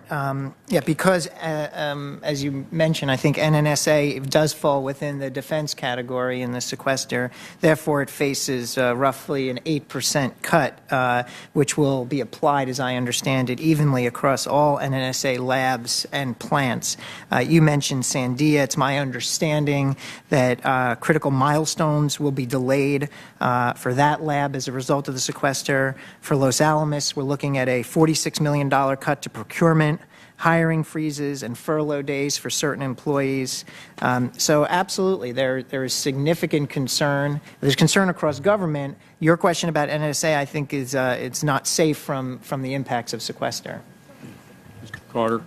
We're the customer for NNSA. We're the ones who depend upon them making a safe, secure, and reliable nuclear arsenal that we can put aboard our delivery system. So I am concerned about it. It as Mr. Werfel says, at a minimum, stretches out all the stockpile life extension programs, which is not good because it makes them, first of all, more expensive, and second of all, we don't have time in many of those cases. So I am concerned about it, very much concerned about it. Thank you for those answers. And I'm going to do everything I can if we go into this sequester to make sure that we protect these national laboratories that are real jewels. Mr. Carter, New Mexico's military installations, Cannon Air Force Base, Kirtland Air Force Base, Holloman Air Force Base, White Sands Missile Range, and part of Fort Bliss are unique to our nation's national security objectives due to New Mexico's large, unencumbered airspace, unique geography, and intellectual capital. The sequester will impact long-term readiness as well as future defense research in favor of a reckless plan to reduce the budget, and I think you've talked a little bit about that. Are you concerned with the impacts of the sequester on these New Mexico installations? What are the near and short-term consequences of reduced training at Air Force bases and the reduction of research and development at White Sands and the Air Force Research Lab and similar test ranges? In the near term, you will see in the final months of this year a sharp curtailment of range activity and other training activities. We don't have any choice about that. We're just simply going to run out of money in those operations and maintenance accounts. In the long run, if the reductions in budgetary authority forecast, which in our case is around $500 billion over 10 years, not all of these facilities can survive. We asked last year for BRAC authority even to make the adjustments, the huge adjustment we're already making, the $487 billion that we absorbed last year, that $487 billion, those cuts extend over 10 years. And you can't keep the tooth if you're not able to cut the tail. So inevitably, some of these installations are going to have to be reduced. So both in the near term and the far term, it will have an effect on those installations. We just don't have any choice. Mr. Carter, you mentioned in your testimony, and I'm wrapping up, Madam Chair. You mentioned in your testimony about small business being hurt by this. I think that could be a real impact in New Mexico and across the country. Thank you, Madam Chair. Thank you, Madam Chairman. Ranking Member on Interior, is that right? Yes, ma'am, that is correct. Looking forward to it with great enthusiasm. Secretary Carter, you mentioned that the wolf is at our door on this one. I'm worried that the wolf is already inside. I'm worried that with or without sequestration, we're all trying to acknowledge we don't like sequestration. It's blunt, it's ugly, and it just doesn't work. But it does force us to deal with budget cuts. It forces us to deal with a $16.4 trillion debt. So whether we are dealing with sequestration or whether we're just dealing with budget cuts, it does force a prioritization. And if we're not working every day as lawmakers or you within the administration to make sure that we are easing the pain of these cuts wherever they may fall, whether it's within our defense or housing or education, then we're not doing right by our constituents. We're not doing right by our country. I want to speak very quickly to a frustration that I have where I'm seeing budgetary decisions that are just not making sense at a time when we're forced to prioritize. We're forced to be looking to spending reductions. And this is what's going on in my state of Alaska with a backdoor BRAC run on Eielson Air Force Base. We're essentially looking at our FY12 CR levels that we recognize and you have pointed out are very problematic. We've got the possibility of sequestration. We have this committee's direction to the Air Force to postpone force structure proposals until the Commission on the Structure of the Air Force reports back in 2014. We've got a first-year cost on this proposal on Eielson of $5.6 million. And the fact that essentially the same move was rejected back in 2005, yet the Air Force is moving forward with this plan. Just last week, they held 4 scoping meetings in Alaska, despite the Department's ban on non-mission critical travel. So I look at this and I'm saying, wait a minute, we're supposed to be prioritizing, and yet you've got the department moving forward with a plan that costs money rather than taking an enterprise-wide look at all of our Air Force bases in determining where force structure reductions should fall. So you can probably sense my frustration there, but when we're talking about priorities, it needs to make sense all the way, not just beyond March 1st. Can you comment on that, please? Well, you're absolutely right. It does have to make sense beyond March 1st, and you're also correct that we're paying and will pay a huge long-term price for the short-term disruptions that we're experiencing right now. I'm already doing things. We already have to do things in the department to curb spending. So in that sense, the wolf is in the door. And that's another reason why short-term fixes don't really help us out much. They don't help our industry out very much, and they don't give us the stability that we need. To the particular point you make, that is a very legitimate issue that actually precedes and is somewhat independent of sequester. That is, it was an issue we had last year before sequester came in. It is a matter of priorities.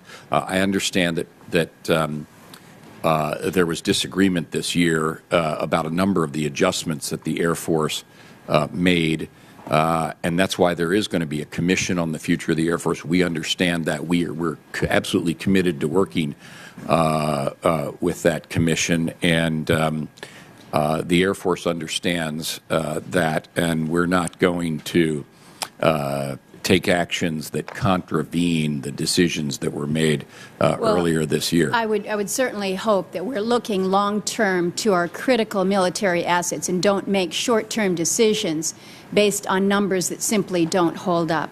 Let me ask Mr. Werfel. May I just comment on that point, because that's another very Okay, but I do need to get to Mr. Werfel before my time Well, I was expires. just going to say we are making decisions. I mean, sequestration does force decisions that don't make any sense, as does the CR. Mr. Werfel, let me ask you, one of the most important federal responsibilities across our nation is the trust responsibilities for American Indians, Alaska Natives. One of the programs that we are dealing with within the IHS is a trust responsibility to these Native people. Now, within the VA, within Medicare, they're off the table in terms of their cuts. So my question to you is, given the critical nature of the health care services to our tribes, what actions is IHS taking to minimize the impacts of the delivery of health care on the Indian community, given the trust responsibility that is different than any of the other responsibilities that we have out there, other than perhaps our veterans? And, Madam Chairman, I realize that I've gone over my time, and I do apologize. Well, Senator Murkowski, I think you're pointing out that the impacts of the sequester are beyond the bounds of the witnesses here. They impact a broad range of programs and activities, and programs that serve Native Americans are no different. As you mentioned, Indian Health Services is subject to the sequester. On the mandatory side, it's capped at 2%, but it's not at the discretionary side. What we've asked each agency to do, whether it's an agency that's serving Native American populations or otherwise, is to figure out how to implement the sequester in a way that's going to best serve mission, balancing all other priorities. And one of the things we've come to the conclusion, and you can draw that conclusion from the testimony today, there's no way to fully protect mission here, because the indiscriminate and abrupt cuts, as they were designed, are enormously disruptive. But with respect to programs that are serving Native Americans, I will take your question back, and we can work with those agencies to get you a fuller answer. But what I can say is it is disruptive, and we're really asking the agencies to do everything they can to minimize that disruption. But that's not going to be possible if we go forward with the sequester. Thank you, Madam Chair. And that's really the point of what we're getting to, which is no matter what, there is no good way out of this. There are no good choices. We're going to go now to Senator Feinstein, but before we do, just a couple of points. Some members had to leave before they got to ask a question. I note that Senator Kirk had to leave, and we really wanted to give him a very affectionate, actually welcome back. If he has a statement, we'll put it into the record. Senator Leahy had to leave. We will put his statement into the record and extend those courtesies. Now, just to give a sense of the lineup, it'll be Feinstein, Blunt, Landrieu, Boozman, and Begich. Then Moran, and then Shaheen, and then we'll be into kind of our moving along. So right now it's Feinstein, then Blunt, then Landrieu, then Boozman, then Begich. Okay? So you'll be next, Senator. Senator Feinstein. Thank you very much, Madam Chairman. I want to just begin with something that you said. I think we're already feeling the effects of sequestration in imprecision and economic uncertainty. I find it really beginning to happen in California. California will lose the most jobs by far of any state. George Mason University did a study. They predicted that we would lose 225,544 jobs, of which 135,209, Ash Carter, are from your department. So what's happening is, with the knowledge that there's going to be 10 years of this, people are now beginning to make decisions out there, subcontractors, contractors, to cut staff and to be ready. And so I happen to believe, next to a major war, economically, it is the worst thing that could happen for this country. And we should end it. Madam Secretary of Homeland Security, I want to thank you. You are the most precise of everybody as to what we can expect. I do energy and water. We've tried to find out, what does this mean for the labs? Our staff has spent a lot of time trying to find out, where are the cuts? Who's going to suffer the cuts? It's like a ghost with nothing under it. So everybody is concerned that what's going to happen to them, and we can give no one a straight answer. It is a bad, bad phenomenon, and it ought to end before it really catches hold of America and does a great deal of damage. Let me ask you about one thing, and this is for California. It happens to involve the only shipyard on the West Coast, NASCO, in San Diego, 3,500 jobs. We worked very hard to achieve long lead financing for 3 mobile platform ships. We have that financing. What exactly will happen to NASCO and the long lead financing, Deputy Secretary Carter? Not good things. I'm concerned about it. First of all, there's a continuing resolution problem, which I mentioned earlier, which is simply having the authority to proceed on the basis that we planned in shipbuilding. But the second is sequester and the reduction in budgetary caps over the long run, and that is going to have a huge effect on our shipbuilding industry. And NASCO's especially vulnerable in that regard. I was just there a couple of months ago, and I'm very concerned about that. And there's no question that there'll be a major restructuring in shipbuilding as a result. I think we'll get through the continuing resolution thing. It's very inefficient, but as a result of sequester and the cuts down the road. And that's just one part of our defense industry. Will it lose long lead financing? It depends on whether the continuing resolution issue is resolved or not. If that is resolved, then there's a chance we can do that. Well, I mean, this is like exactly what I'm talking about in terms of, it's not your fault, but imprecision, uncertainty. Yeah. People have to make decisions with respect to contracts, and so they make them negatively. Yep. Intelligence. It's my understanding a number of agencies, NSA, NGA, NRO, DIA, all fall under the defense budget. It's my understanding that Director Clapper has asked that he be involved in these decisions. Have you worked out an agreement with him? Yeah. No, he and I talk all the time. And by the way, I do with all of our managers, our service chiefs, our installation heads. There's just a huge amount of detail here and a huge number of management decisions that we're trying to make in the uncertainty that you mentioned. And that's all mirrored in our industry as well. So NASCO, are they going to assume that the continuing resolution is lifted or not? Are we going to assume that?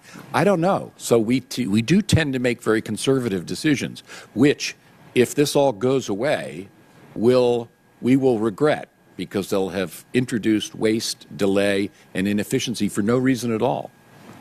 Thank you. Thank you, Madam Chairman. Thank you. Senator Blunt, and I understand you're now the ranking member on agriculture? That's right. Thank you, Chairman. And we've got a good lineup. This is great. Go ahead. Thank you, and thank you for the time. We keep talking about the fact that we can take some balanced approach between spending cuts and revenues. I will tell you, I'm confused by the idea that there appear to be no spending cuts that can be taken. We have $60 billion of new revenue this year that we wouldn't have had last year, but we can't find $85 billion worth of cuts. Now, I'll accept the idea that nobody told anybody that this sequester was actually going to happen, even though it was in the law. I had a chance to be in a hearing with Secretary Carter this week, and I asked him what number that you submitted for the OMB budget planning for this year, and he said they submitted a number based on a pre-sequester number. Is that right, Secretary? That's right. The 14 budget preparation is based on that assumption. And did you submit any alternative for what happens if you have to deal with the sequester number? No, we have not done that So, yet. so once again, we're not prioritizing. We're saying this is taking us by surprise.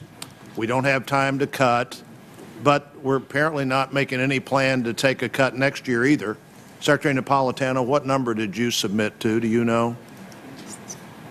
For the budget that the president's now putting together, what number? The 14 budget. Yes. The 14 budget, I think the guidance was to go 5% below 12 enacted, but I'll have to double check that.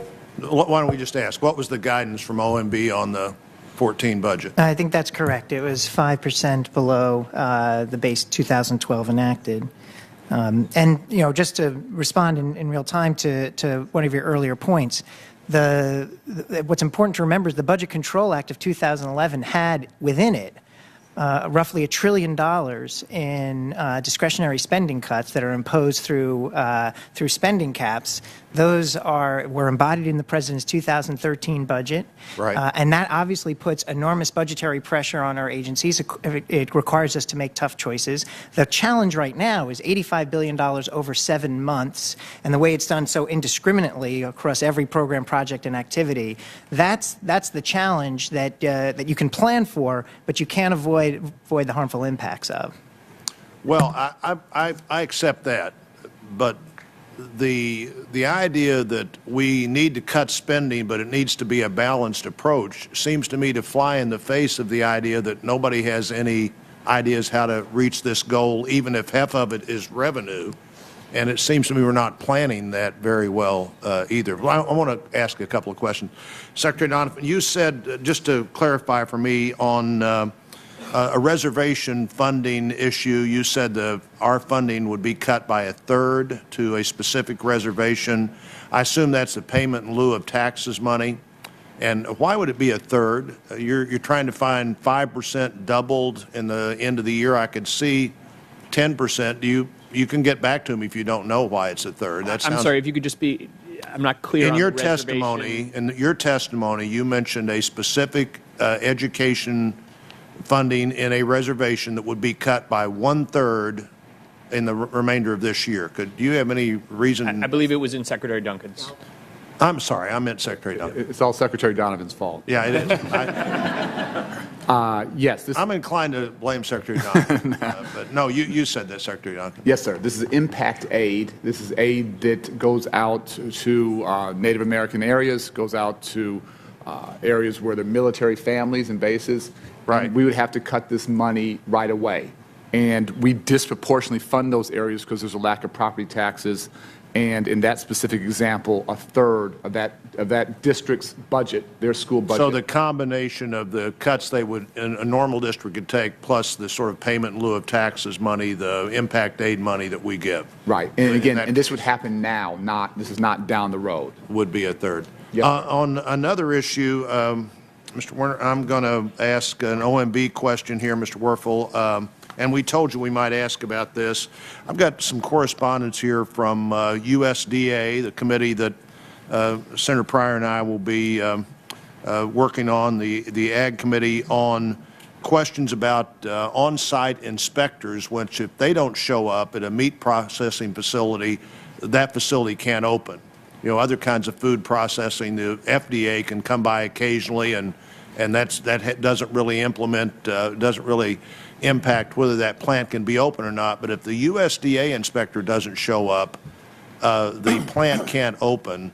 Is there any way to prioritize those kinds of individuals showing up so 100 other workers or 1,000 other workers can show up that day? Unfortunately, I don't think there is, Senator. The way the budget is structured for the Food Safety Inspection Service at USDA is that 88% of their total funding is spent on salaries and benefits for frontline personnel that are doing the very inspections you referred to. So it becomes a math issue, ultimately. They're going to get a certain amount of budget that will be, if we hit the sequester, will be canceled. And there's no way in which to find other sources of funds because 88% of the entire budget are those very people that need to be at those meat plants doing that inspection to keep them open. So this is one of the very tangible and clear and significant impacts of sequester, is that this division within USDA will not be able to make its core mission of sending the inspectors to these locations, and therefore, under appropriate laws and regulations, there'll be stoppages of work within those areas. So it's a very serious concern.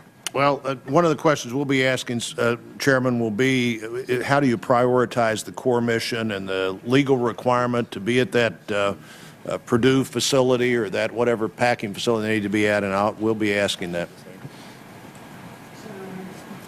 Madam Chair, thank you so much for your leadership. I couldn't think of a better person to be in that chair to help us address the challenges that are ahead of us, and I look forward to doing my part to work with you and the ranking member.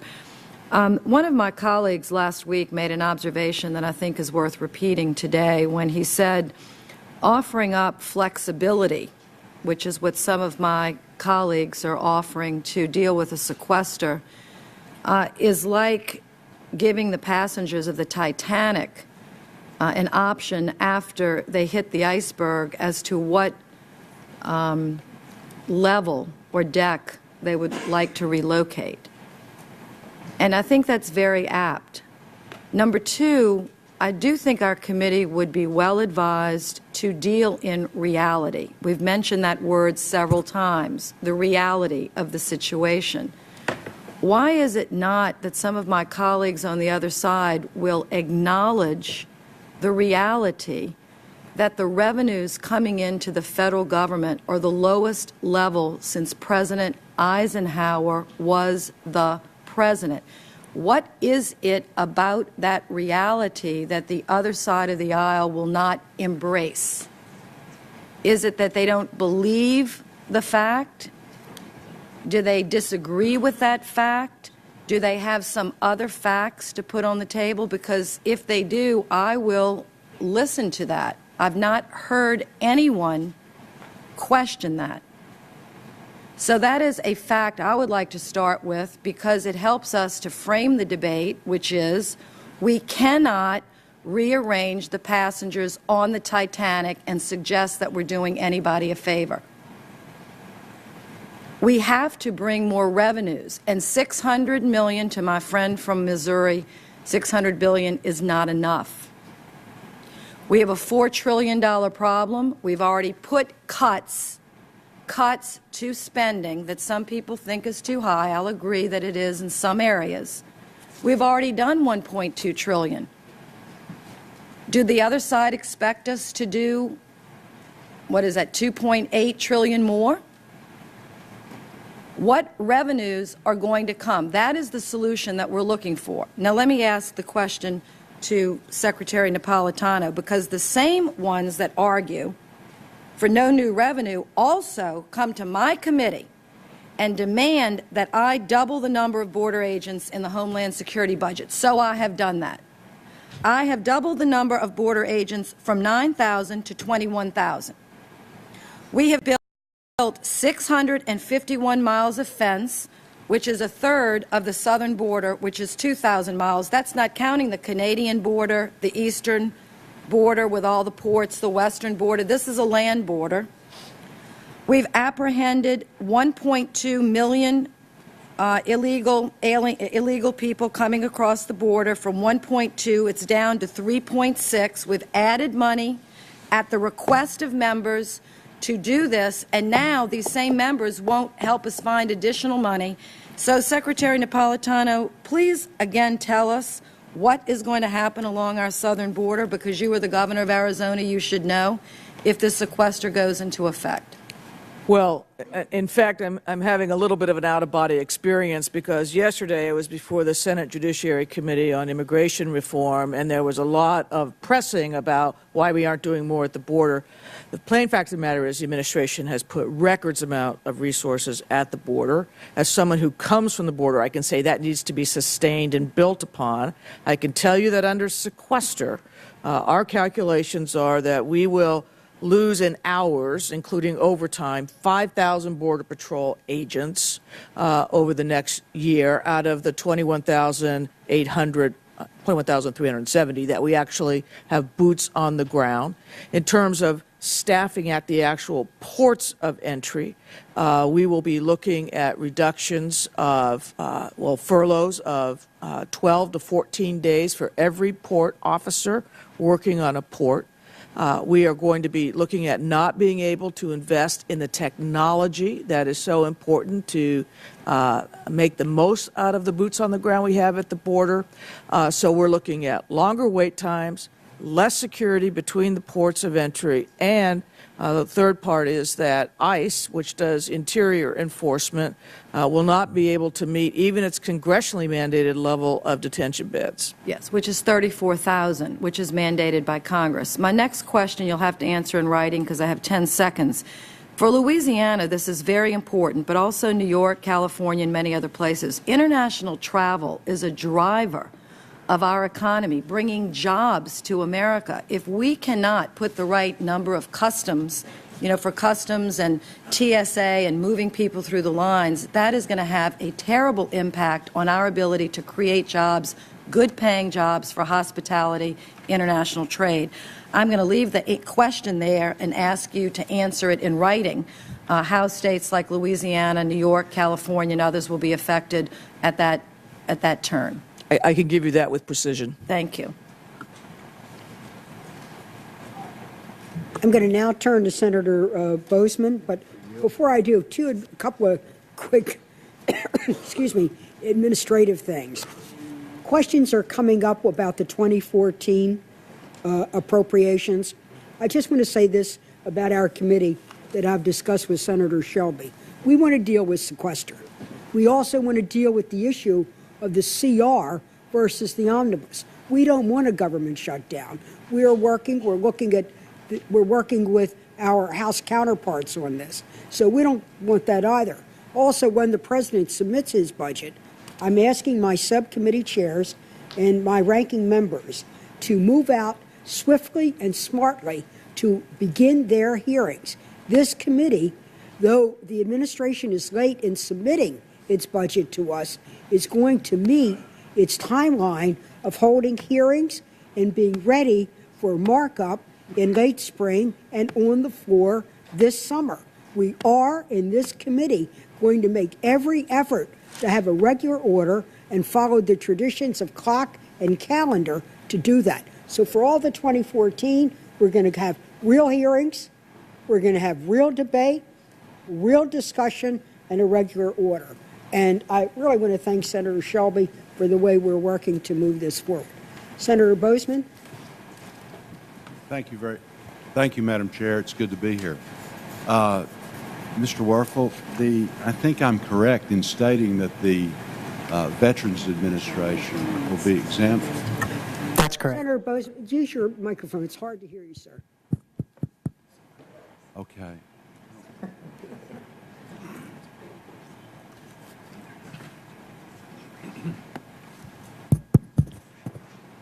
I think that's better for you. Yeah, that's better.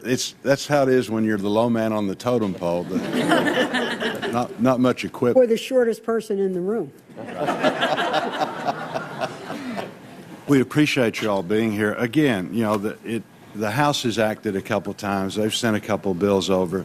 Senate hadn't acted. The President hadn't acted. And with the time frame that we've got going forward, it appears that, at least for a short period, we're going to have to work through this. So what I'd like to do is just ask about a couple things. Again, a lot of veterans' families have contacted us. They're concerned. So for the record, can you tell us that veterans' benefits will not be affected, Mr. Werfel? Senator, for those that are funded through the Department of Veterans Affairs, they are explicitly exempt under the law. But there are certain veteran services that are funded out of other accounts and in other agencies that would not be exempt and would be affected. So VA hospitals, things like that? That would all be exempt under sequester. Okay, yes. Very good. In your Mr. Carter, in your testimony, you mentioned that DOD is investigating ways to reduce the problem of a $3 billion shortfall in TRICARE. Can you give us perhaps some ways that you hope to avoid, a problem being there? How are you going to make up for the $3 $3 billion. What are the investigations? We are looking at that. We'd like to avoid that $2 or $3 billion shortfall causing us to have to stop giving care in the last month or so of the year. I'm going to get back to you in writing because it's very complicated. And to be quite honest, we haven't found a way to do it legally yet. But we're working on it. Well, and whatever we do, we want to be legal. So if I may, I'd like to get back to you on that. But we are working on it because we understand the gravity of the problem. I appreciate that. I think everyone on the committee, that's something we'd be very, very concerned about. So, Mr. Werfel, in the past, when budget years were tight, the FAA has proposed reductions in contract towers and flight service stations, other services to small cities and rural areas. Would you implement these type of reductions? Are these the type of reductions that we're going to see as a result of sequestration that would perhaps disproportionately affect rural America versus urban America? Well, I think there's definitely risks with respect to FAA, and I'm glad you raised the question. FAA is going to face a cut of roughly $600 million under sequester. A vast majority of their 47,000 employees will be furloughed for one day per pay period for the rest of the year. And as importantly, this is going to reduce air traffic levels across the country, causing delays and disruptions for all travelers. And to your question, it's my understanding that, yes, there will be a curtailment of service at low-activity airports, which typically reside in rural locations, so they will be impacted and feel the effect of the sequester. Okay, very good. Mr. Carter, you mentioned that the Air Force plans to cut facilities maintenance projects by about half, including cuts to 189 projects at 55 installations in 26 states. Do you have a list of the... Absolutely. I can provide you with that level of detail. The numbers are correct, and I can give you exactly what it's basically everywhere. Okay, very good. One of the things I'm concerned about, the Air Force, if we do go into sequestration, I've heard that they may have to reduce their flying hours by as much as 18%, and very quickly. Can you tell us how that is going to affect the airworthiness of our pilots? And because the reality is that this actually could mean a 30% reduction moving forward, when you're backing up. No question, flying hours, as I mentioned earlier, steeply decline. What that means is two things. First is the units are, except for Afghanistan, which we're protecting anybody who's going from Afghanistan, they're training. So if you prioritize it, I don't mean we are prioritizing that. Then that's going to make the other. That's where the 30% exactly. Bigger cuts in the others, which means they're not going to be ready for other contingencies. Right. That's a real national security concern. And if you play this out, when pilots' proficiency declines to a certain extent, it takes a while to get them back. And so you're going to see that in our carrier air wings. You'll see it throughout the Air Force. And this is why I said short-term disruption is long-term harm, and that's why we really need some long-term solution here and not something that just moves things down the road. Thank you, Madam Chair. The next questioner was going to be Senator Begich. He's not here. His statement will go in the record. We now go to Senator Shaheen, then Senator Moran, Senator Johanns, Senator Pryor, Senator Alexander, Senator Merkley, and Senator Cochran. Thank you very much, Chair Mikulski. I'm very pleased to be able to serve on this committee with you and Ranking Member Shelby, and I'm particularly pleased to hear you talk about the effort to return to regular order in terms of our budgeting process. I think that's very important for the Senate. For all of our panelists, thank you very much for being here and for the work that you've done to date, because as a Congress we have been unable to deal with this country's debt and deficits. And I was impressed and pleased to hear all of you talk about in your remarks the fact that these automatic cuts that are going to go into effect aren't just going to affect government jobs and government programs, but they're going to affect private sector jobs and private sector efforts to put people back to work in this country, so that they're going to have an impact on businesses, on families, on the jobs that we're creating, and ultimately they're going to have an impact on economic activity in this country. I'm sure all of us saw, and you referred to this, Secretary Carter, in your remarks, that fourth quarter activity last year, we saw a decline in economic activity for the first time since 2009, due because of the reduction in public spending. Economists suggest that that was concern about the sequester. CBO estimates that we're going to see a loss of up to 1.4 million jobs if the sequester goes into effect. Senator Feinstein referred to the George Mason study, which suggests that we'll lose 2 million jobs, 1 million on the defense side and 1 million on the domestic side of the budget if we don't deal with this. And, you know, Senator Blunt, you referred to the comprehensive effort to address the sequester. When I think about the comprehensive effort to address our debt and deficits, I do think it's got to be balanced, that we need to look at the domestic side and the defense side in spending. I think that's appropriate. I think we need to look at mandatory programs, and I do think we need to look at revenue, that we need to solve this problem for the long term. We would not, as families, run our family budgets this way. We would not run our businesses this way, and we should not run the government this way.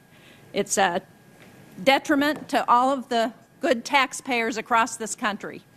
And, Mr. Werfel, one of the things that I think we have not talked about is the costs of what we're doing right now in terms of the sequester.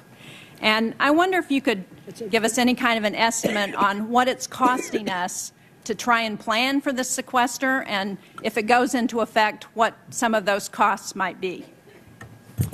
Well, thank you for the question. I don't have a specific cost estimate. I can tell you that that I'm taking a lot of the central coordinating role across government in planning for sequester.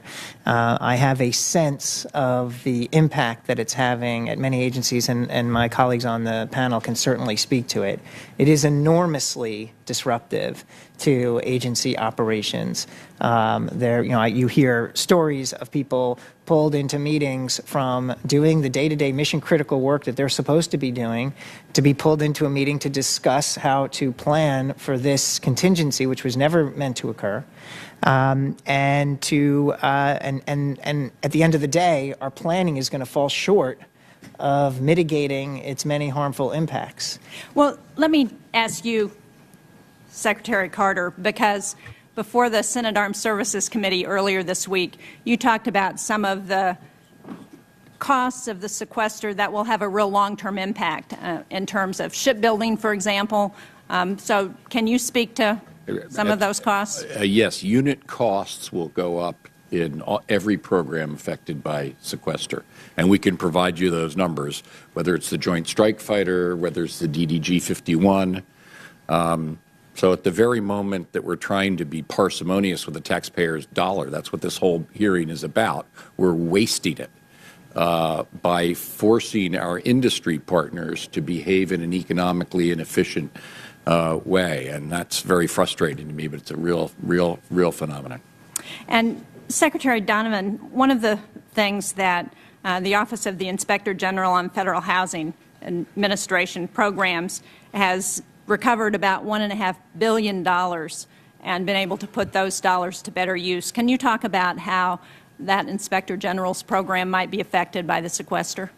This is a great point, Senator, because it isn't just the internal costs to the agency, it's the return on investment, if you will, of the dollars we're spending. And this kind of indiscriminate cut doesn't take into effect where we're saving money by continuing to invest in certain things. Our Inspector General, that funding would be reduced just as it would in any other program. This past year alone, we've recovered over $1 billion from FHA lenders that were not making loans according to our standards, and having to reduce both our own oversight as well as the Inspector General losing critical staff doing that kind of work, will lead to even greater losses to the taxpayer than we're gaining by making these cuts. On a similar note, with veterans, we know that not only do we save lives by getting veterans off the streets, but in fact, we reduce costs from emergency rooms, from shelters, from prisons, from a whole range of other institutions by investing. We actually save more money by housing a homeless veteran than we do in the cost of housing them simply because of those savings. Thank you. Thank you, Madam Chairman.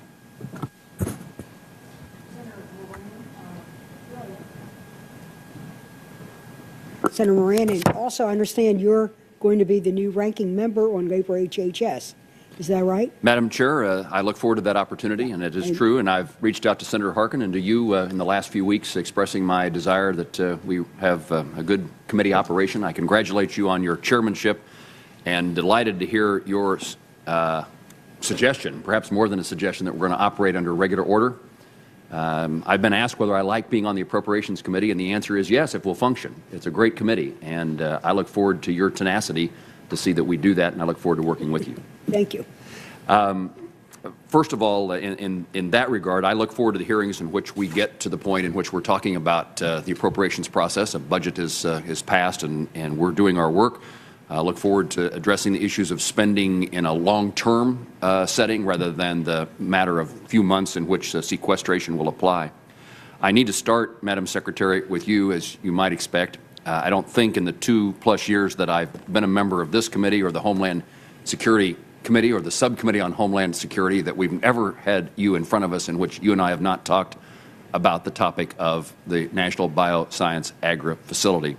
And I was really reluctant to do that today, but you give me no option because our time is up. Unless you release the CUP funding, the Central Utility Pad funding, within the next week, the contracts expire. And so the last time we were together in September in a similar setting, you indicated it was now time to fish or cut bait. You took a very significant step and authorized the transfer of real estate from the state of Kansas to the federal government, but other round, allowed the transfer of the land so that this facility could be built. And you have the authority once again to take another step, which is to release the $40 million that this Congress has appropriated to meet the state's funding to complete the Central Utility Pad. And I'm anxious to know if you're ready to fish or cut bait. Well, Senator, we've been working very closely with the state of Kansas on NBAF, and as you know, they've increased their own participation in the NBAF. I view it as a huge security need. It's also a huge need for our agricultural industry. With respect to moving forward on the CUP, I'm very well of the contract issue, but if I might say, this perfectly illustrates the problem we're all in. I'm trying to work with the Congress to build a level 4 agri facility in Kansas. It's a big investment. It's going to take some years to construct, but the country really needs it. It is virtually impossible to do a long-term capital budget when we have a 12 budget, we don't have a 13 budget really, and who knows what will happen with 14, and then in the middle of this is the threat of sequester. So I would have to echo Secretary Carter here that we are making all of these things more difficult, more expensive, and at the risk of really encouraging risk to the or greater risk to the nation. But I'm well aware of the CUP issue. I have a call with the governor of Kansas this evening. We will be working through this, but you have made it almost impossible to manage these large departments. I assume it's the universal you, Madam Secretary, not the specific you, have made it nearly impossible to work with. That's right, and I would not want to single you out. Thank you. That is correct. Well, let me again stress the importance. I'm glad to know of your intended conversation with our governor, but the money is appropriated in your within your realm of releasing those dollars, and again would ask you to do that. The issue, if I might, Senator, is yes, it's appropriated, but what do we do with the out years now? That's the uncertainty. And that's been an issue which is going to rely upon Congress to fulfill its obligation to fund a facility that we believe is important. And I'm not critical of the administration in this regard any more than I am critical of Congress. It's embarrassing in so many circumstances in which we don't do our work, don't pass a budget, don't do appropriation bills, continue to pass continuing resolutions. Again, I asked to be a member of this committee. I think it has important work to do. And I'm so pleased that the chair, our new chair, is as tenacious as she is to make certain that this is a process that the Senate complies with, our constitutional as well as our legislative responsibilities. And we want to make it more easy for you to help us accomplish the goals that benefit this country by doing our jobs. And so there is no, the you, I understand, is all of us. And it is well past time for this Congress to function in regard to appropriations process. In the 18 seconds I have left, let me ask, I guess I would focus on NIH, so perhaps you, Mr. Welfel, the impact of sequestration on NIH. I believe that medical research is significant and important, helps save lives and reduce the cost of health care. One of the things that I think there would be significant discretion at NIH for how it handles sequestration, in the sense that much of the money goes there and then is provided in grants elsewhere. The question I wanted to zero in on is, will that money be used internally for research projects at NIH? If there's a reduction in spending, will the reductions come in an equal fashion, or how will they be divided between research done at NIH or the 80+% of the research that's done across the country by universities and research facilities? Senator, I'm not sure of the exact balance. I will say it's my understanding that NIH, as a result of the sequester, will have to issue hundreds of fewer awards that will have spiraling impacts of delaying and halting vital work, jeopardizing thousands of jobs, placing prior investments at risk, and ultimately, and the bottom line is setting back work on chronic illness and disease. So while I'm not aware of the exact split, and we can get that information for you, I think the important point is that NIH and research and innovation is an important area we haven't talked about today that's also significantly impacted here. Well, I appreciate the sentiments, the concerns about that. I am still interested in an answer to the question of how NIH, which seems to me would have more flexibility than many agencies to determine how that would occur. I'd like to know what the plan is. We will get to you that. I also would encourage you to provide the committee, at least provide me with the $4 trillion plan that you responded to Senator Coates' question. We'd be delighted to know what the President's plan is in regard to $4 trillion. And if I can respond to that, the plan has been provided on multiple occasions. It's in the President's 2013 budget. It was provided back to the Joint Committee when it existed. It's my understanding that the President, in terms of ongoing negotiations and work with Congress, has used those plans in both the Joint Committee and the President's budget as a basis for those negotiations. So our position is that the President has on multiple occasions submitted very specific plans on how to save $14 trillion over a 10-year period. It's really, we think, up to Congress to work through those issues, get a bill that can pass both the House and Senate, and get it to the President that can avoid the sequester and get us on a balanced path to One of the deficit problems reduction. in the absence of regular order is that I, as a member of the United States Senate, am not participating in those meetings that occur between our leaders and the President, nor was I a member of the Select Committee, and it would be great to see a proposal in writing as to what that plan is. And again, when we get back to regular order, we'll have the opportunity to discuss those. Let's hope so. Senator Moran, I'd like to say to you, first of all, thank you for your question on NIH. I will be visiting NIH on Thursday morning. You, of course, would be welcome to join me if you are in town. I offer a gesture of hospitality. I will ensure that your question is asked. It's exactly, sir, one of the questions I have of Dr. Francis Collins of the impact of sequester on NIH, and your staff is more than welcome to accompany me on that visit so that they can hear the firsthand briefing that I will receive. As will, of course, Senator Harkin's staff. Let's now go. Senator Durbin had to leave. His statement will be in the record. Deputy Secretary Carter, he'll be talking a lot with you, as you know, in his new role. Senator Pryor. Thank you, Madam Chairwoman. And let me just follow up on one of Senator Blunt's points that he made about the Department of Agriculture, if I may. You know, the law on meat inspectors says that the plants can't operate unless the inspectors are there. And so closing these plants for 15 days, these are USDA's numbers, could result in a lost production volume of 2 billion pounds of meat, which is beef and pork, 2.8 to 3.3 billion pounds of poultry, and over 200 million pounds of egg products. And what it will do is it will drive the price up. So this is going to adversely affect every consumer in America. It's going to be very disruptive to our food supply and the chain that we have here in this country. And it's basically, the bottom line is it's just bad for the U.S. economy. Also, something that I think Senator Blunt did not cover, but I would like to, there's going to be over 100,000 very low-income residents in rural America that will lose their rental assistance that enables them to stay in safe and affordable housing. These families are generally female-headed households, or they're households with elderly or disabled. And the average monthly income for these folks is $803. So these are low-income people. It's the least of these that are going to take the brunt of these cuts if we can't get our act together here in Washington.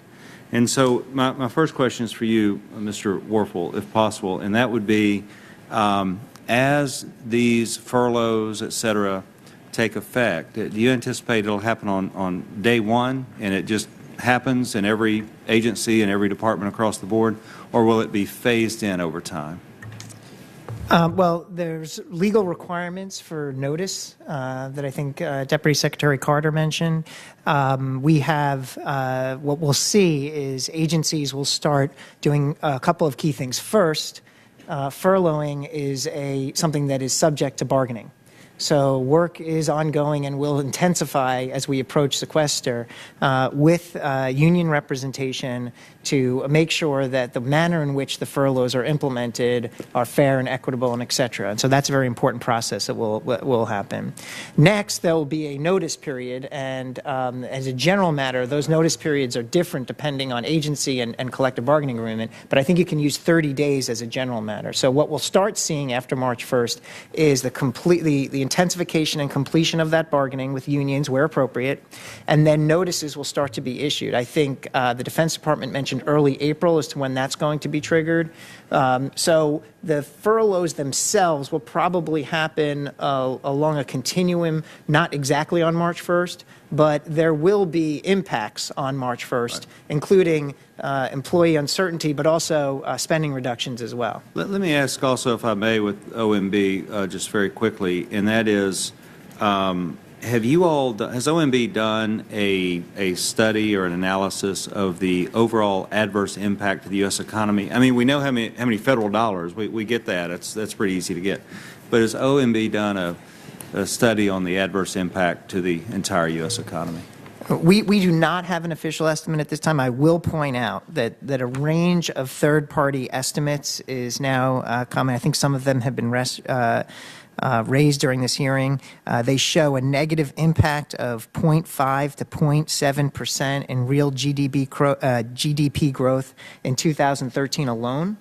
And that's a macroeconomic statistic, but what it translates into, and I think the President has been clear, that's going to translate into hundreds of thousands, if not more, job losses. And we've talked about how these are difficult economic impacts to measure because they have ripple effects. There's the pulling the $85 billion out of state and local governments, out of federal contractors very abruptly and suddenly. You've got impacts down our supply chains, uncertainty impacting decisions to make investment.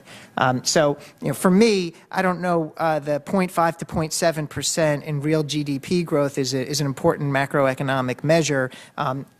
What does that translate into? And we think it translates into very harmful effects to the economy, and in particular to the middle class and jobs. Yeah, I agree with you. Let me also ask Secretary Carter, if I may, and I only have about 30 seconds here. But Secretary Carter, I know that you talked about when it comes to the industrial base, you talked about, I know we have contracts, and these contracts oftentimes have provisions in them for if the government breaks the contract, there's penalties, et cetera. And so when you think about those penalties in the contract, and you said that the unit cost goes up, has DOD done a calculation of how much this will actually cost DOD in terms of efficiency, and how many dollars will in effect be wasted as part of this? Yes, we have, and you can do that program by program, and it's pretty dispiriting to see the waste associated with it. And a good measure of the impact on the industrial base is this: even if we furloughed everybody, every DOD civilian, all 800,000 of them, for the maximum we're allowed to do it legally, we'd get $5 billion out of the $46 billion we need. Where's that other $41 billion going to come from? It comes from people who are not federal employees, but who work for us indirectly, doing the things that we need, whether they're maintaining our ships or building our weapons systems. So it's a huge impact on them. Thank you, Madam Chairman. Excellent questions. We note that Senator Johans was here and left, and his statement on record. Senator Alexander. Thanks, Madam Chairman. I look forward to working with you on the Appropriations Committee. I thank you for the hearing. I thank the witnesses for coming this morning. Mr. Werfel, you mentioned the President's $4 million plan to reduce the debt. I assume that's a published document. Yeah, $4 trillion over 10 years. $4 trillion over 10 years. It is. That's a published document. Well, and I assume you're pretty familiar with it, right? As I am. Controller of the Office of Management and Budget. Could you detail for me exactly the plans for reducing entitlement spending over 10 years? I can, yes, I can provide you some additional detail there. So President's 2013 budget, which contains his plan, has within it, and with respect to the deficit reduction for $4 trillion. I'm talking about the specific proposal to reduce spending on entitlement Absolutely. programs over the next 10 years. Okay, there's $362 billion in health mandatory savings. They include such provisions as reducing Medicare bad debt coverage, aligning payments better to patient care costs for both medical education and rural providers, increasing income-related premiums for Part B and Part D of Medicare, aligning Medicare drug payments with Medicaid policy. $362 billion over 10 years. All right, and then how much more is, how much? And there's an additional $270 billion in the President's budget in savings in other mandatory programs, such as eliminating direct payments to USDA subsidies or ag subsidies, changes to military and civilian retirement, increases in air passenger security fees, and then reforms to the U.S. Postal Service. Is there more than that? That covers the what I have here for mandatory programs in the President's overall plan for $4 trillion. So that's $500 or $600 billion over 10 years. That's correct. In reductions in mandatory spending out of the $4 trillion goal.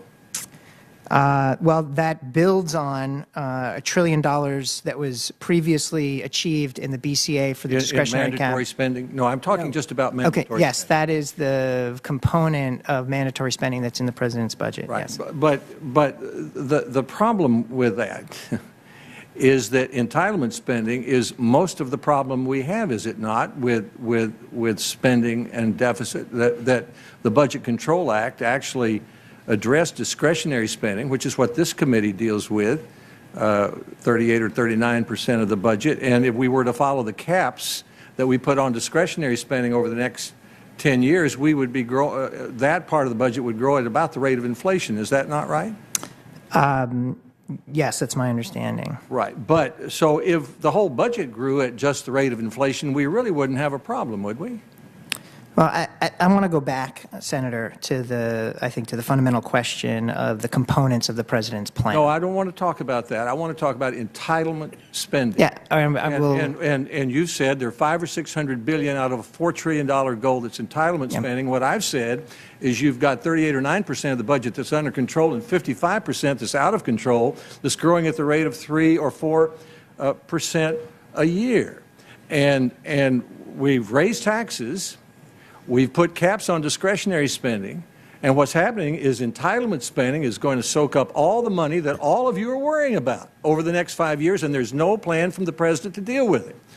And this isn't just the president's problem. I go back 30 years as governor when I was sitting there trying to put more money into higher education, and federally mandated Medicaid was soaking up money that I'd like to put in higher education. So what I would like respectfully to see from the president is a plan to do what his own debt commission said we needed to do, which is to restructure Medicare and Medicaid in a way that saves them so people can count on them and so that they don't squeeze out of the budget everything else we need to do. According to the president's own debt commission, federal revenues will be enough in 2025, which is only 12 years away, just to pay for entitlements and the debt. So there won't be any money for any of the things that any of you say are very important to the country, and which I agree with. So states have to balance their budgets. I mean, why is it that in the federal government we don't get together during these next couple of months and do what everybody knows we have to do, which is get control of entitlement spending so we don't have the problem that you're talking about? And it will not happen unless the president leads the way with specific proposals, which he has not yet done. Very quick response. First, I'm not in any way disputing that the growth of entitlement costs is a major driver, the major driver in our deficit reduction challenges. What I'm pointing to is the fact that both members of both parties and independent experts have pointed to a $4 trillion benchmark of overall deficit reduction savings as a smart, sensible next move that we can do to stabilize debt and deficit. My time is up. Senator Corker and I have put on the table a $1 trillion plan to reduce entitlement spending over the next year. Why hasn't the president done that? Well, what the president's ready, I think, to negotiate on sensible entitlement reform. He's the president of the United States. He's supposed to lead. And he has put forward a plan. The notion that he hasn't is untrue. He has not put forward a plan to deal with entitlement spending, because the plan which you related is $500 or $600 billion out of the $4 trillion, and it does not address restructuring the programs that are causing the government to go out of control in spending and causing the devastation that's been described here this morning. Thank you, Madam Chairman. I've used my time. This is a preview of things to come. Thank you, Senator Alexander. Now we go to Senator Merkley. Thank you, Senator Corcoran. Thank you very much, Madam Chair, and it's a pleasure to be here at my first meeting of the Appropriations Committee, and I certainly look forward to engaging in these types of discussions as we wrestle as representatives of our respective states on both sides of the aisle on how to take our nation forward and restore a thriving economy, a growing economy that will bring us back on track. And that's what the discussion is all about. And I wanted to ask Controller Werfel, if we take the Budget Control Act, combine it with sequestration and the impact on interest, and we total all that up, how much is the savings? Ballpark. So the Budget Control Act had roughly $1 trillion in deficit reduction. The sequester would impact the deficit by an additional $1.2 trillion. So about 2.2, and I had, if you threw in the interest on the, from the Center of Budget and Policy Priorities, they had $600 billion on the Budget Control Act on defense, $900 billion on non-defense, an additional $250 in interest savings. So it's a larger number. I'm not sure why the discrepancy, but is that more or less than the $600 billion in revenue that is coming out of the December 31st deal? It's obviously more. By a factor, by a small amount? By a significant amount. Okay, basic math, 3 to 4 times as much. Exactly. So when I hear folks on both sides of the aisle talking about a 50-50 plan for revenue and expenditure reductions, is that anywhere close to what's being pursued now with sequestration? No. To have that balanced plan with sequestration have to be replaced by revenue. To achieve more balance, yes. Let me ask you another question. Is there any real difference between a $5,000 tax credit and a $5,000 expenditure on a similar program? From the perspective of on the Either budget achieving deficit? the program or the cost on the budget? I don't want to speak to the program mission, but the budget impact should be the same. Well, if I spend $5,000 in affordable housing and a tax credit, I spend $5,000 in affordable that I appropriate, isn't it basically the same $5,000? Yes. So when we're talking about spending, why aren't we talking about across-the-board reductions in spending on tax loopholes, credits and deductions? I think the President believes we should be talking about that. Well, so there are a series of things that I'd like to see. We're spending $85 billion on a sequestration as it now stands over this coming year. There is a lot more spending than that on tax loopholes.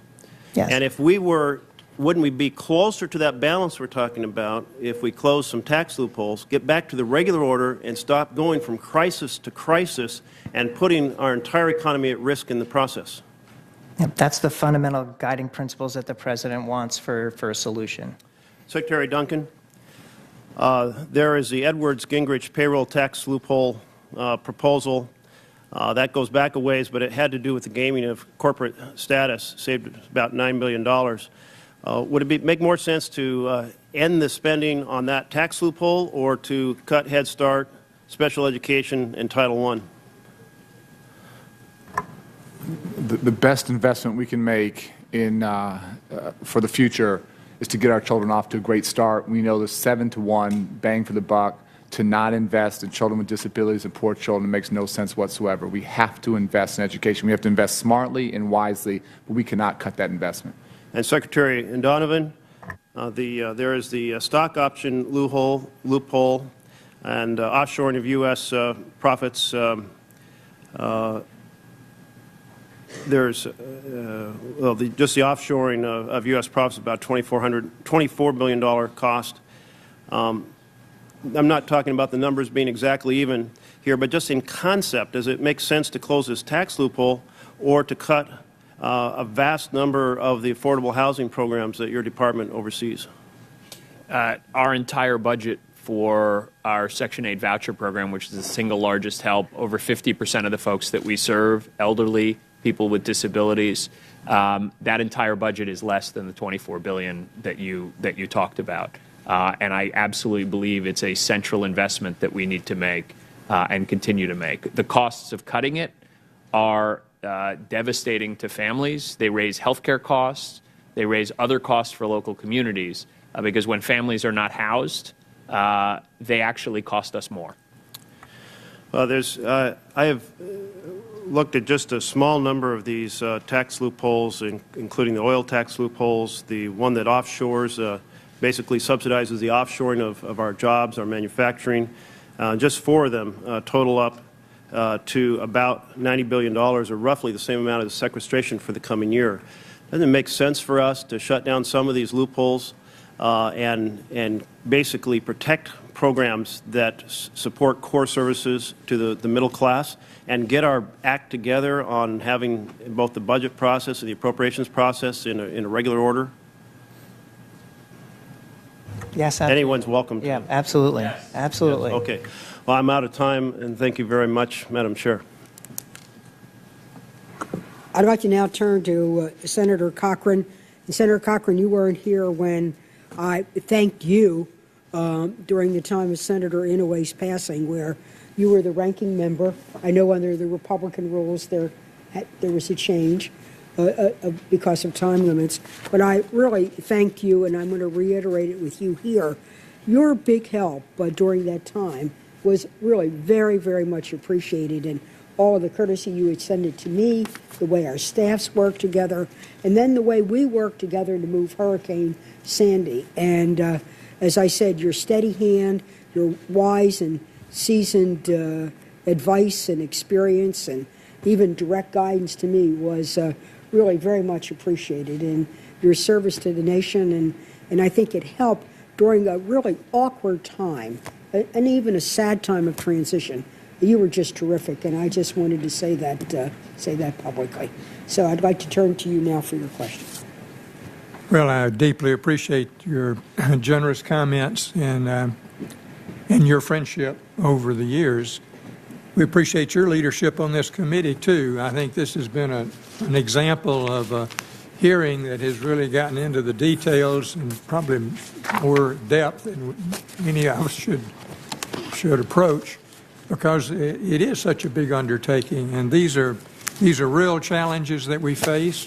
Too little money, trying to solve too many problems, and There's never enough to go around, but somebody's got to decide. And we have to identify the priorities, and we have to work together, whether we like it or not. The administration can't just send out edicts, and this is how much money each department's going to get, or whatever agency it is or program it is. And so this hearing is very important, and I think it's been an excellent hearing, and due in large part to the even-handed and common-sense leadership of our chairwoman, Senator Mikulski, and to all the members of the committee who've been here and put their best efforts into carrying out our responsibilities. And we thank you especially. It's been a long day, and I'm going to shut up and not prolong it any further unnecessarily. I did want to ask a question or two about sequestration. I'm just learning how to pronounce it, to be honest. But the whole point is that we are operating under some new restraints and guidelines, if you will. But in general, the sequester, as it's written, cuts off all appropriated accounts at a level that's the same percentage across the board. And so unless there are priorities identified by this committee or by the Congress in consultation with the executive, we're not going to be able to carry out the will of the people as expressed through the Congress and our Appropriations Committee. It would be a misguided effort if we turned it all over to the administration, though, to come in and rewrite an appropriations bill. So I think we're going to learn by doing, and we look forward to working with you in a cooperative way, and recognizing that any changes or modifications are going to have the collective involvement of both branches of government, and not just one telling the other what needs to be done. I don't have any other specific questions except to express our appreciation for your cooperation and to thank the chair for her leadership. Thank you. Senator Reid, the chairman of you're the chairman of the subcommittee on Interior. Yes, I am, Madam Chairwoman. Thank you. And I want to add not only my best wishes for your service, but also thank Senator Harkin for his service as a ranking member. So thank you both. And thank you, panel. Let me ask Secretary Donovan a question. We worked together on a bipartisan basis to pass the Hearth Act, which was directed at helping homeless veterans particularly, but homelessness in general. And it's disturbing to learn that about 100,000 formerly homeless people may be removed from current housing or emergency shelters if the sequestration goes through. Is that the reality? Senator, that is the reality. And as you know, the Hearth Act was bipartisan because we've recognized both that we need to do more on homelessness. It's not only the right thing to do morally, it's also the right thing to do from a fiscal perspective. And Senator Boozman earlier made the point that veterans programs were protected.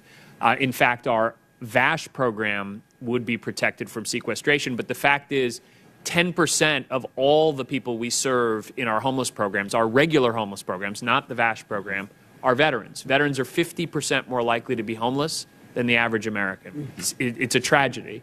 And for us to cut funding and to lose what would probably be 10,000 veterans from our housing and be back on the streets would be tragic. The other thing I would just point out, the cuts in funding for the public housing programs and the voucher programs more broadly mean that the fees go down. Last year, we had 6 housing authorities turn back vouchers for homeless veterans. Unthinkable, because there wasn't adequate funding. These cuts, I'm afraid, even if VASH is protected, would lead to more housing authorities turning those vouchers back. And as I said earlier, it's perverse because the truth is we'd be, quote unquote, housing those folks in shelters, in prisons, in emergency rooms, in places that are much more expensive than the housing that we provide. So not only would we have terrible human costs, we would also be raising the fiscal costs to the taxpayer by making these cuts in this indiscriminate way. Well, you've raised a theme that I heard Secretary Carter echo before the Defense Committee, the Armed Services Committee, is that one of the great ironies here is this sequestration could end up costing us more money than saving it. And Secretary Carter, can you elaborate on that? I mean, in terms of bringing workforces back, lost proficiencies, lost time. Yeah, all of our programs that are required to be stretched out will increase their unit costs, in many cases dramatically. We're forcing our industry to make rapid adjustments, and that from which they will find it hard to recover, and it'll be expensive to recover. All those costs get passed on to us. So what you'll see is us paying more in the long run for everything we do, which is a great tragic irony because we're all trying to save the taxpayers money or do the most we can with the taxpayers' money, and this makes it impossible. Just one further quick point, Secretary Carter. At some point, do you anticipate you'll have to just break contracts and pay penalty fees because you just don't have the funds to do it? I don't think that we would like to take that particular path in most cases. We may have to do that in some cases. What really will happen is that we won't be able to enter into contracts in the future, particularly ones that both we and our industry partners have anticipated, a shipbuilding contract or something, we're going to go in. They're tooled up, they're staffed up to do it, and we can't enter into the new contract. And finally, these aren't contract terminations, but we are failing to exercise options as the year goes on for maintenance and base operations and so forth. So those aren't contract terminations. We don't have to pay a fee for that, but they're a big deal for the people who do the work. We're going to stop paying them. I have just a few seconds left, but Secretary Napolitano, some of my colleagues, and we're all searching for ways to offset the cost of the sequestration. Some of the suggestions of not filling positions as a way to pay for this, particularly with respect to the Border Patrol and some of your other key national security components. What would that do if you literally couldn't fill positions as people retire or leave or positions become available? Well, I think the result, Senator, will be that we will be less able to secure the border between the ports. We will end up staffing fewer lanes at the actual ports. There will be disruptions in Coast Guard activities, disruptions in airport activities, big disruption in cargo and cargo inspections, which delays the whole supply chain coming into the country. So there will be many, many deleterious effects. Thank you. Thank you, Madam Chairman. Senator Graham, the ranking member on Foreign Ops. Thank you, Madam Chairman, and I want to echo what's been said about your leadership. I think the committee is functioning very well in a dysfunctional time, so this is one of the oases I like coming to. About sequestration, I think we've used every adjective known to man to say this is dumb. Can we just all agree this is a dumb thing? Yes. Okay, well, all right, good.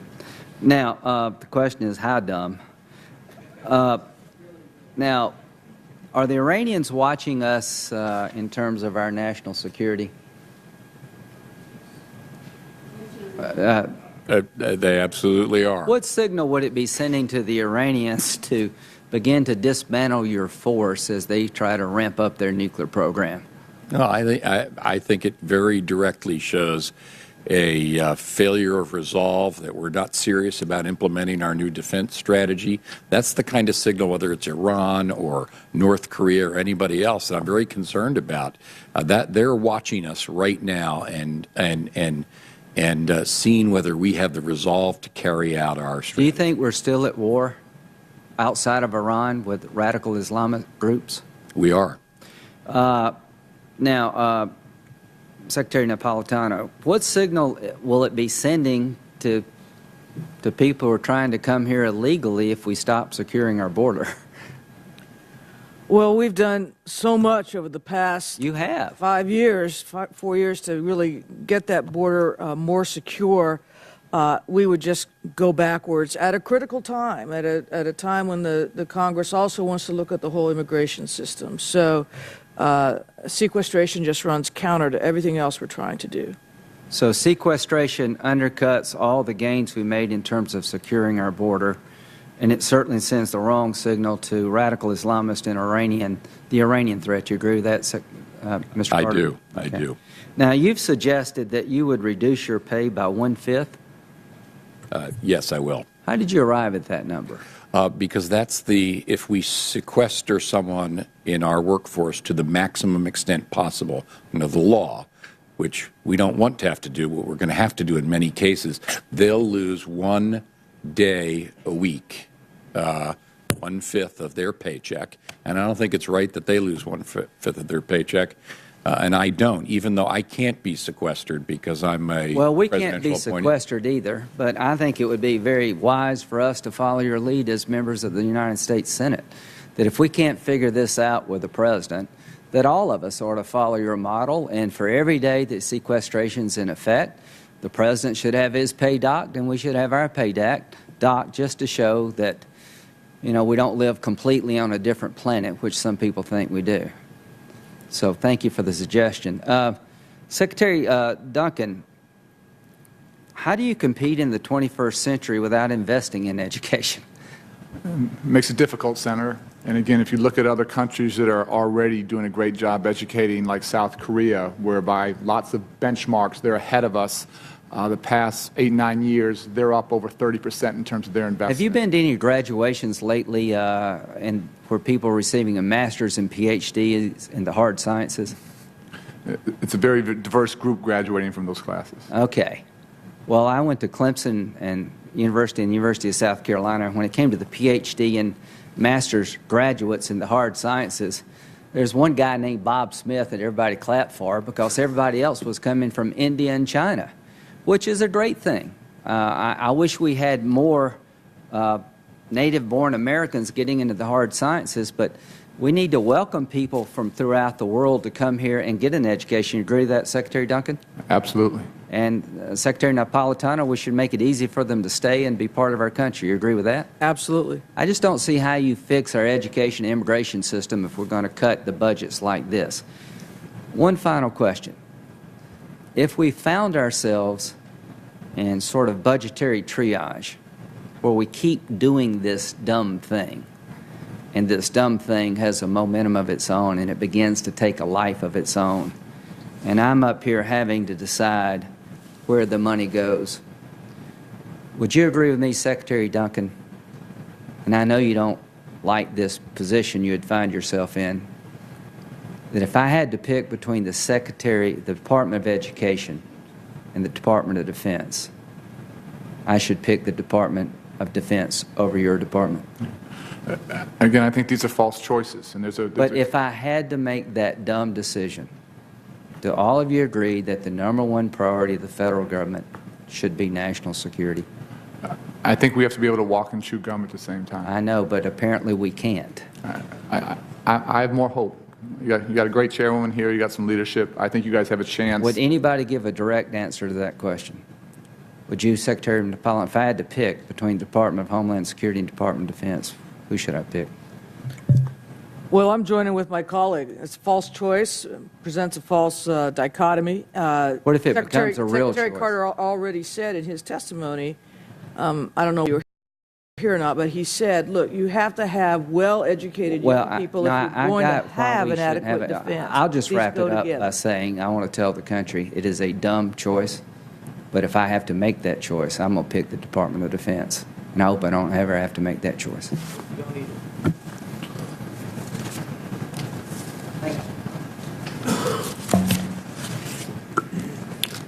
Was that entrapment? Is that question entrapment? Thank you for indulging me. First of all, we're about to wrap up, as you can see. This has been an excellent hearing. In terms of the members participating, we had a 98% participation rate, and that was excellent. I have one final question that I will exercise, and it will be directed only to OMB. Here we are picture March 1st. It is now midnight. The clock has moved, and there it is. Can you paint for me the picture of how sequester is triggered? In other words, do all the lights go out in federal buildings? Do furloughs trigger? So we tell the NIH researcher, the welder at the shipyard, the person managing the weather satellite, the Border Patrol guard, don't show up every Monday now until Congress acts. Could you paint for me, literally, what happens when the phrase sequester is triggered on March 1st? What will that look like? What it'll look like, it'll be multidimensional in its negative impacts. First, as you'll see intense bargaining going on with unions, getting ready to issue furlough notices for hundreds of thousands of employees across the federal government. So that's not going on now? That is going on now, but as we go across into, this takes time, and that's what the world will, and once we get into an area where the sequestration order is issued, now it's real and it's serious. I'm not saying it's not real and serious now, but then it becomes law. And that's an important symbolic moment. Federal contractors will receive word of how their contracts will be impacted, whether terminated, whether modified. They'll start getting an understanding of where our agencies won't be investing in contracts. States and locals, governors, will be digesting information about how their financial footprint will be impacted, how it's going to impact their ability to sustain their government operations in areas like transportation or education and health and other areas. The list goes on and on. The reality is that agencies are going, because we're in a 7-month time frame, agencies are going to have to move quickly to meet this budget cut. And we are doing the preparatory steps right now to get ready. But once March 1st hits and those funds are canceled, everything that we're doing in preparation right now becomes even more real and creates that much more uncertainty, that much more harm. I understand that. Yeah. But is it then, like the first month, the issuing of notices to people? You'll see a combination. Yeah, there'll be heavy. The lights go out, people are told you're furloughed. What, that the word triggers sequester. There's some. It's complicated. There are some elements of government operations that will feel the more immediate impact. So, for example, because of furloughs, we talked about the meatpacking element. Now, the furloughs are going to occur on March 1st? No, it's going to take some time due to legal requirements. So, what the world looks like on March 1st is very intense pre-staging actions that are taking place that are sending out notices and warnings and all kinds of different elements of how the sequester is going to play out. Some of that's going to occur before March 1st, but it's different from a government shutdown. Government shutdown means that effective at midnight, you can no longer incur any more obligations, and things do actually shut down. No, and that's scheduled to happen March 27th. If there's not an appropriations bill, yes. But I think, with the final moments, let me just emphasize this point. I do not think it would be prudent at all to assume that because the lights don't shut out across the government on March 1st, that we can go across that precipice and then pull back later, because even we've had analogies here of the wolf being outside the door, the wolf being in the room. The reality is, I think it becomes extraordinarily problematic and serious, some of these economic consequences, once we hit March 1st, because then it's real, and then a lot of these things come to fruition in a much more exponential way. Well, and I think it could turn into a firestorm. So, well, first of all, let me thank the witnesses.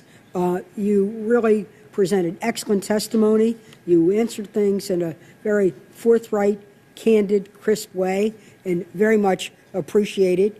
I want to also note that some other agencies were invited, like HHS.